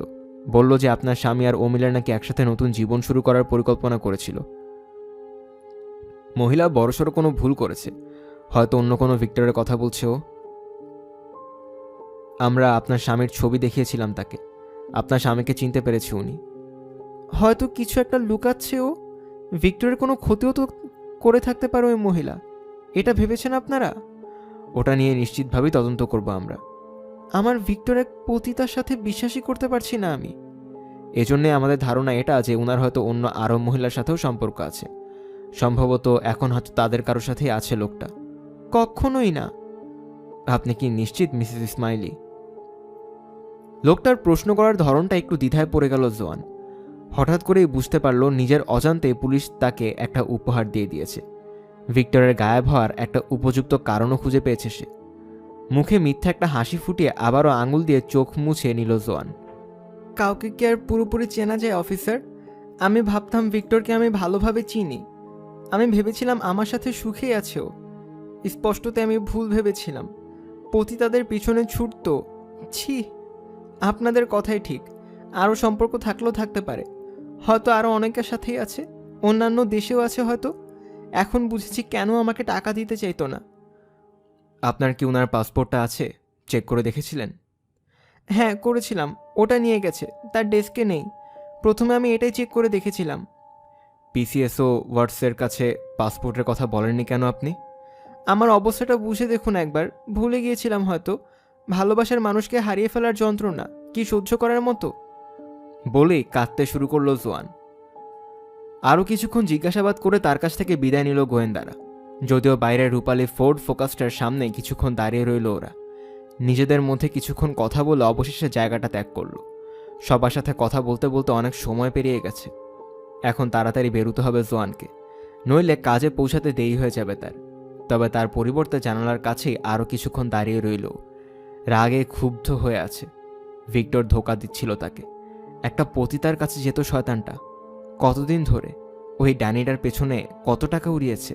দ্রুত পায়ে গ্যারেজের দিকে যাত্রা করল। দরজাটা খুলে মেঝের সিমেন্টের নিচে ভিক্টরের কবরটার দিকে তাকালো আর হারামজাদা বলে চেঁচিয়ে উঠল। গাড়িটা চালাচ্ছে ডিএস ব্রেট। পুলিশ স্টেশনের দিকে যাচ্ছে ওরা। ডিসি ব্যাজার ভিক্টর ইসমাইলের ছবিটা পরখ করে দেখছে। কাউন্টির সব থানাতে নিখোঁজ ব্যক্তিদের বুলেটিনে পাঠিয়ে দেওয়া হবে এই ছবিটা। আমার মনে হচ্ছে কিছু একটা ঠিক নেই। তোমার কি মনে হয়? মিসেস ইসমাইলি কিছু একটা নিয়ে উদ্বিগ্ন। বারবার তিনি দরজার মুখের দিকে তাকাচ্ছিলেন। আমার মনে হয় কিছু একটা লুকাচ্ছেন। যদি আমাদের জিজ্ঞাসাবাদের সময় ওনার স্বামী ওখানেই থেকে থাকেন, তাহলে কিন্তু হাসির পাত্রে পরিণত হব আমরা। তো তোমার কি মনে হয় মহিলা নাটক করছেন আমাদের সাথে? বিমার টাকা খাওয়ার ধান্দা হতে পারে। লোকটার নামে কোনো বিমা করা আছে কিনা চেক করে দেখা উচিত আমাদের। কয়েকদিন আগে আরেকটা দম্পতি এই কাজ করেছিল। কি যেন নাম ছিল তাদের? ও হ্যাঁ, ডারউইন। নৌকাডুবিতে স্বামীর মারা যাওয়ার মিথ্যা নাটক করে বিমার টাকা আদায় করে নিয়েছিল মহিলা। লোকটা প্রায় 5 বছর লুকিয়েছিল তাদের চিলে কোঠায়। ওই কথা জিজ্ঞেস করোনি কেন তখন? ওনাকে এটা ভাবতে দিতে চাচ্ছি না যে আমি সন্দেহ করছি তাকে। উনি তো বলেছিলেন ওনার বাসায় কেউ নেই, তাই না? তো তোমার ধারণা মহিলার স্বামী এখনো সুস্থ, স্বাভাবিকভাবেই বেঁচে আছেন এবং বাসাতেও কোথাও লুকিয়ে আছেন? এটা সম্ভাবনা আছে চিফ। ফোনের ব্যাপারে তো আমাদেরকে মিথ্যা তথ্য দিয়েছিলেন মিসেস ইসমাইলি। কে জানে আরও কতগুলো মিথ্যা বলেছেন তিনি। বুঝতে পেরেছি তোমার ইঙ্গিতটা। সন্ধ্যা 6টার কিছুক্ষণ পর বেগুনি গাড়িটা নিয়ে গ্যারেজের সামনে এসে থামল জোয়ান। সাথে করে সুপার মার্কেট থেকে 2 বোতল ওয়াইন, কয়েক প্যাকেট বিস্কুট, কিছু চিংড়ির ককটেল এবং 2টা মাংসের টুকরো নিয়ে এসেছে। ডনের আসার কথা একটু পরে। সে বলেছে ওরা আজকে বিজয় উল্লাস করবে। যদিও কাজটায় খুব একটা আগ্রহ নেই জোয়ানের, তারপরও সন্ধ্যার পর বাসার ভেতর একা থাকতে চায় না ও। ডনের সাথে রাতের খাবার খাবে বলে ভেবে রেখেছে। একটা অদ্ভুত ব্যাপার, ডনের খাবারের রুচিও একদম ভিক্টরের মতোই। জোয়ান কোথায় যেন পড়েছিল যে পুরুষেরা তার স্ত্রীকে ছেড়ে এমন কারো কাছেই যায় যার সাথে তার স্ত্রীর অনেক মিল আছে। মহিলাদের ক্ষেত্রেও কি এই কথাটা খাটে? হয়তো। ডন তাকে বলেছিল যে মেঝে পুরোপুরি শুকিয়ে শক্ত না হওয়া পর্যন্ত ওখানে গাড়ি না রাখতে, কিন্তু এখন তো পরিস্থিতি পাল্টে গেছে। গ্যারেজের ঢালা খুলে পা দিয়ে মেঝেটা পরীক্ষা করে নিল। মেঝেটাকে তার কাছে ঠিকঠাকই মনে হলো, একদম পাথরের মতো শক্ত। গাড়ি নিয়ে ভেতরে ঢুকে ঢালাটা নামিয়ে দিল জোয়ান। এরপর জিনিসগুলো হাতে নিয়ে রান্নাঘরে রওনা করল। ওয়াইনের বোতলগুলো ফ্রিজে রেখে বাসার সবগুলো লাইট জ্বালিয়ে দিল। ভয় পাচ্ছে কখন জানি আবার হুট করে উদয় হয় ভিক্টরের ভূত। উপরে বেডরুমে গিয়ে কাপড় পাল্টে পরিষ্কার করে নিল জোয়ান। ডনের পছন্দ করা পারফিউমটা গায়ে মেখেছে। ঠিক তখনই দরজাটার ডোরবেলটা বেজে উঠল। মাত্র তো 6:15টার মতো বাজে। ডনের তো 7টার আগে আসার কথা না। অন্তর্বাস পর অবস্থাতেই তাড়াতাড়ি করে ভিক্টরের ডেনের দিকে দৌড় লাগালো। জানালা দিয়ে দৃশ্যটা দেখে হতভম্ব হয়ে গেল জোয়ান। পুলিশের 2টো গাড়ি এবং একটা সাদা ভ্যান দাঁড়িয়ে আছে তার বাসার সামনের রাস্তাটায়। দুপুরে আসা গোয়েন্দা পুলিশ 2জন দাঁড়িয়ে আছে তার দরজার সামনে। আবারও বেজে উঠল ডোরবেলটা। আসছি, জোর গলায় জবাব দিল জোয়ান। যতটা সম্ভব শান্ত থাকতে চাইছে সে। একটা দীর্ঘ শ্বাস নিয়ে আবারও কাজে পড়ে যাওয়া পোশাকগুলোই পরে নিল। তারপর তাড়াতাড়ি করে রওনা দিল নিচতলায়। হলুদ জ্যাকেট পরা পুলিশের একটা দল এবং ডিটেকটিভ কনস্টেবল ব্যাজার দাঁড়িয়ে আছে লোকটার পেছনে। মিসেস স্মাইলি, আপনার বাসায় তল্লাশি চালানোর নোটিশ এটা। শরীর কাঁপতে শুরু করেছে জোয়ানের। তল্লাশির নোটিশ? জি ম্যাডাম। কি কারণে? তার কথার কোনো জবাব না দিয়ে 6জন পুলিশের একটা দল ঢুকে পড়ল বাসার ভেতরে। গোয়েন্দা পুলিশ 2জনও ঢুকে পড়েছে তাদের সাথে সাথে। কেউ কি চা বা কফি কিছু খাবেন? বিস্কুটের নতুন প্যাকেট নিয়ে এসেছি আমি। কেউ কোনো জবাব দিল না। বাসার প্রতিটি রুমেই একজন করে পুলিশ অবস্থান করছে এখন। কেউ কি আসবে? কিচেন সিঙ্কে থাকা তাজা মাংসের টুকরোগুলোর দিকে নির্দেশ করে জিজ্ঞেস করলো ডিএস ব্রেট। না, শুধু আমি আর আমার বিড়ালি। আপনার বিড়ালটা দেখছি ভাগ্যবান। বলতে বলতে হাতে গ্লাভস পরতে শুরু করেছে সার্জেন্ট ব্রেট। হ্যাঁ, খুবই আদুরে বিড়ালও। অপ্রয়োজনীয় একটা জবাব দিল জোয়ান। আপনি বসুন ওখানে। কাজটা করতে একটু লম্বা সময় লাগতে পারে আমাদের। ওপরতলায় থাকা ছোট রুমের দরজা খুলে ভেতরে ঢুকলো ডিসি ব্যাজার। এটাকে বাড়তি বেডরুম বলে মনে হলো তার কাছে। নতুন রঙের কড়া গন্ধ পাচ্ছে, সাথে পচা কাজু বাদামের মতো একটা গন্ধ আছে। যদিও ওটাকে তেমন একটা পাত্তা দিচ্ছে না সে। লাইটটা জ্বালিয়ে দিল। রুমটাকে দেখে বুঝতে পারলো যে সদ্যই নতুন করে সাজানো হয়েছে। দেয়ালগুলোতে গাঢ় নীল রং করা হয়েছে। জানালায় লাগানো সাদা পর্দাটা বাতাসে দুলছে। ইদানিংকালে কেউ ওটায় শুয়েছে কিনা এমন কোনো চিহ্ন নেই। বিছানার পাশে একটা টেবিল আছে। টেবিলটাতে অনেকগুলো ড্রয়ার। ড্রয়ারগুলো চেক করে দেখতে শুরু করলো অফিসার। নিচতলায় রান্নাঘরে বসে টিভি দেখছে জোয়ান। পৈরটের একটা পর্ব দেখাচ্ছে দেখে চ্যানেলটা পাল্টে দিল। অন্য আরেকটা চ্যানেলও আগাথা ক্রিস্টির সিরিয়ালই দেখাচ্ছে, তবে এটা মিস মার্পলকে নিয়ে। তাড়াতাড়ি করে আবারও চ্যানেল পাল্টে দিল জোয়ান।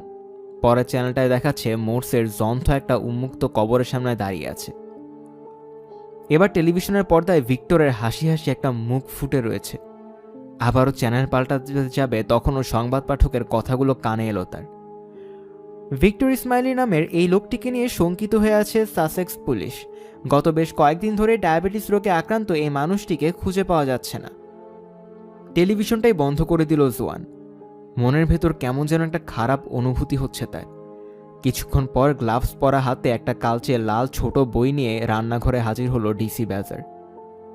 এটা খুব সম্ভবত আপনার স্বামীর পাসপোর্ট। আপনাদের বেডরুমের ডেস্কে খুঁজে পেয়েছি এটা। ওয়াও, শান্তি পেলাম। আমি সব জায়গায় খুঁজেছি এটা, কিন্তু পাইনি। ভালো করে খুঁজেননি। জোয়ান কোনো জবাব দেবার আগেই আরেকজন অফিসার এসে হাজির হলো সেখানে। লোকটার হাতে ভিক্টরের মোবাইলটা দেখা যাচ্ছে। এটা খুব সম্ভবত আপনার মোবাইলটা, মিসেস স্মাইলি। নম্বরটা মিলিয়ে দেখেছি আমি। চমৎকার। কোথায় পেলেন এটা? আপনাদের হলের টেবিলের ড্রয়ারে। আমি তো খুঁজে দেখেছিলাম সেখানে। ভালো করে খুঁজেননি মনে হয়। হয়তো। ডিসি ব্যাজার এক দৃষ্টিতে তাকিয়ে আছে তার দিকে। ভেতরে ভেতরে কুকড়ে গেল জোয়ান। মনে হচ্ছে যেন তার ভেতরের নাড়িগুলো সব সাপে পরিণত হয়ে অনবরত ছোবল দিচ্ছে তাকে। এরপর ডিটেকটিভ সার্জেন্ট ব্রেট এসে উপস্থিত হলো রান্নাঘরে। আপনাদের গ্যারেজ থেকে ভক্স হল অ্যাস্ট্রাটা সরাতে হবে। চাবিটা দেয়া যাবে? চাবিটা তার সামনেই রয়েছে। রান্নাঘরের টেবিলে চিংড়ির ককটেলের প্যাকেটটার পাশেই পড়ে আছে চাবিটা। আমার মনে হয় ভিক্টর ওগুলো সাথে করে নিয়ে গেছে। কিন্তু ডিএস ব্রেট চাবিগুলোর দিকে তাকিয়ে আছে দেখে তাড়াতাড়ি করে বলল, না, এখানেই তো পড়ে আছে, দেখছি। চলুন। গ্যারেজের দরজার সামনে দাঁড়িয়ে গাড়িটাকে ভেতর থেকে বের করতে দেখছে জোয়ান। গাড়িটা সরিয়ে নেয়ার পর দৃশ্যটা চমকে গেল সে। গাড়ির চাকার চাপে সিমেন্টের প্রলেপটা হালকা ধেবে গেছে। মাঝখানের জায়গাটা উঁচু হয়ে আছে। মনে হচ্ছে যেন কারো মোটা ভুঁড়ি মেঝে ভেদ করে উপরে উঠে আসতে চাইছে। ভিক্টরের ভুঁড়ি ওঠা, এর চারপাশের সিমেন্টের প্রলেপটাও ফেটে গেছে। 4 জন পুলিশ ইতিমধ্যে কোদাল নিয়ে চলে এসেছে। 5ম জনের হাতে একটা শাবল, গায়ের হলুদ জ্যাকেটটা খুলে খুঁড়তে শুরু করেছে ওরা। হঠাৎ কানে এলো একটা গুনগুন শব্দ। দ্য ড্যাম বাস্টার্সের থিমটা বাজছে। ভিক্টরের সবচেয়ে প্রিয় সুর এটা। পরের 1 ঘন্টা দাঁড়িয়ে গুনগুনটা শুনতে শুনতেই কবর খোঁড়ার দৃশ্যটা দেখল জোয়ান। পুলিশের লোকেরা আস্তে আস্তে বের করে আনছে ভিক্টরের লাশটা, একটু একটু করে বের করে আনছে। 4 দিন পর রবিবার সন্ধ্যা 6টার দিকে পুলিশের হাজত থেকে জামিনে মুক্তি পেল জোয়ান। এর আগের 3টা দিন হাজতে কাটাতে হয়েছে তাকে। হাজতে থাকাকালে একের পর এক গোয়েন্দাদের জেরার সম্মুখীন হতে হয়েছে তাকে। ট্যাক্সি নিয়ে বাসার দিকে যাত্রা করল, অবশ্যই ডনের ট্যাক্সিটা না। লোকটার কপাল খুব একটা ভালো ছিল না। ভিক্টরের খুনের দায়ে এখানেই হাজতে পড়ে আছে ডন। নিজের উপর প্রচণ্ড সন্তুষ্ট জোয়ান। পুলিশ গোয়েন্দাদেরকে ভালোভাবেই সামলেছেও। অস্কার পুরস্কার পাওয়ার মতো অভিনয় করে এসেছে সে। তার বর্ণনা করা ঘটনাগুলো শুনে গোয়েন্দারা আর বিশ্বাস না করে থাকতে পারেনি। সে বলেছে যে ওই দিন সন্ধ্যায় ভিক্টর বাসায় ফিরে হাতে নাতে ধরে ফেলেছিল তাদেরকে। ডনকে মারতে এসেছিল ভিক্টর, তখন ডন হাতুড়ি দিয়ে আঘাত করে বসে তাকে। ডন তাকে মুখ বন্ধ রাখার হুমকি দিয়েছিল, বলেছিল সে যদি মুখ বন্ধ করে না রাখে তাহলে পুলিশকে বলবে যে খুনটা জোয়ান করেছে। তাই বাধ্য হয়েই চুপ করেছিল জোয়ান। এরপর ডন ভিক্টরকে গ্যারেজের মেঝেতে কবর দিয়েছিল। ঘটনার এই অংশটা অবশ্য সত্য। পুলিশ মোটামুটি মেনে নিয়েছে তার বক্তব্য। ভিক্টরের লাশ আবিষ্কার করার পর ভোরের দিকে ডনের বাড়িতে তল্লাশি চালিয়েছিল ওরা। সেখানে ডনের টুলবক্সে রক্তমাখা হাতুড়িটাও ছিল, তার আঙুলের ছাপও ছিল ওটাতে। অবশ্য তার আইনজীবী তাকে জানিয়েছে যে এখনও পুরোপুরি বিপদ কাটেনি তার। খুনের সহযোগী হিসেবে থাকার দায়ে শাস্তি হতে পারে তার। পরের সপ্তাহের কোনো এক সময় শুনানি হবে। যাই হোক, একজন ভালো উকিলকে চিনে সে, হাজতে হয়তো যেতে পারে তাকে। তবে বিচারক মণ্ডলীরা তার গল্পটা বিশ্বাস করলে শাস্তিটা খুব বেশি বড় হবে না। আইনজীবী বলেছে গল্পটা বিশ্বাস না করার কোনো কারণ নেই, তবে আপাতত এখনকার মতো পুরোপুরি মুক্ত সে। পৃথিবীতে অনেক পুরুষ আছে। মূল দরজা দিয়ে বাসায় ঢোকার সময় মনে মনে ভাবল জোয়ান। অবস্থা যা তাতে মনে হচ্ছে যে ডনকে হয়তো যাবজ্জীবনের শাস্তি ভোগ করতে হবে। এটা খুব খারাপ হয়েছে তার সাথে। তবে জোয়ানের জন্য পথ তো বন্ধ হয়ে যায়নি। ডেটিং এজেন্সি আছে, ড্যান্স ক্লাস আছে, ওগুলো থেকে কাউকে না কাউকে খুঁজে পাবে সে। তবে সবচেয়ে বড় আনন্দ হলো ভিক্টর নামের মানুষটা এখন আর তার সাথে নেই। যদি তার অভিশপ্ত ভূত এসে জ্বালাতন করে তাহলে পুরোহিত ডেকে ওটা দূর করতে পারবে। বাসাটাকেও বিক্রি করার পরিকল্পনা করেছে জোয়ান, যদিও অনেক স্মৃতি জড়িয়ে আছে এই বাসাটার সাথে। সত্যি বলতে এই দালানটাকে কখনো পছন্দ করতে পারেনি সে। এটা একটা বাসা ঠিকই, কিন্তু তার কাছে কখনো আপন বাড়ি হয়ে উঠতে পারেনি। ভেতরে ঢুকে এটাকে এখন আরও আপন মনে হচ্ছে তার কাছে। পুলিশের লোকেরা গত কয়েকদিনে তল্লাশি চালাতে গিয়ে তছনছ করে ফেলেছে বাসাটাকে। কার্পেটগুলো উল্টে আছে, মেঝের বোর্ডগুলোর কয়েকটা ঠিক জায়গা মতো নেই, দেয়ালে ছিদ্র হয়ে আছে। ফ্রিজ থেকে ওয়াইনের বোতলটা বের করে গ্লাসে ঢালল জোয়ান। 2 ঢোকেই গ্লাসটা খালি করে ফেলল আবারও, এবং আরও একই কাজ করল সে। তারপর আরেকবার, এভাবে 3 বার খাওয়ার পর খালি হয়ে গেল বোতলটা। কিছুটা মদ্যপ হয়ে উঠেছে জোয়ান। জোরে জোরে চেঁচিয়ে বলেছে, ভিক্টর, তুই যদি এখনো এখানে থেকে থাকিস তাহলে ভাগ। নীরবতাই ছিল তার জন্য একমাত্র উত্তর।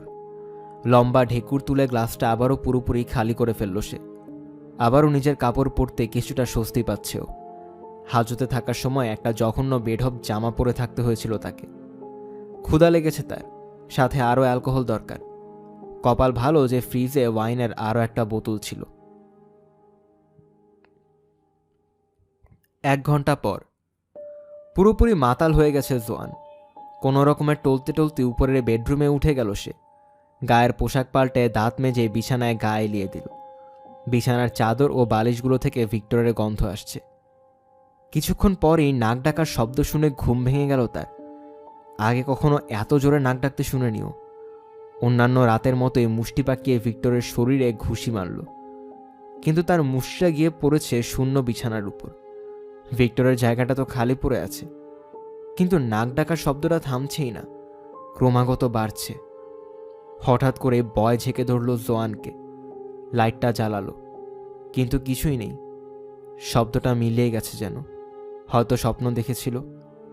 এটা ভেবে লাইটটা বন্ধ করতেই আবারও নাক ডাকা শব্দ শুনতে পেল। তাড়াতাড়ি করে আলো জ্বালাতেই আবারও থেমে গেল শব্দটা। কয়েক মিনিট ওভাবেই পড়ে রইল। আত্মা ধুকপুক করছে তার। আচ্ছা, বুঝেছি আমি এখন আমার সুন্দর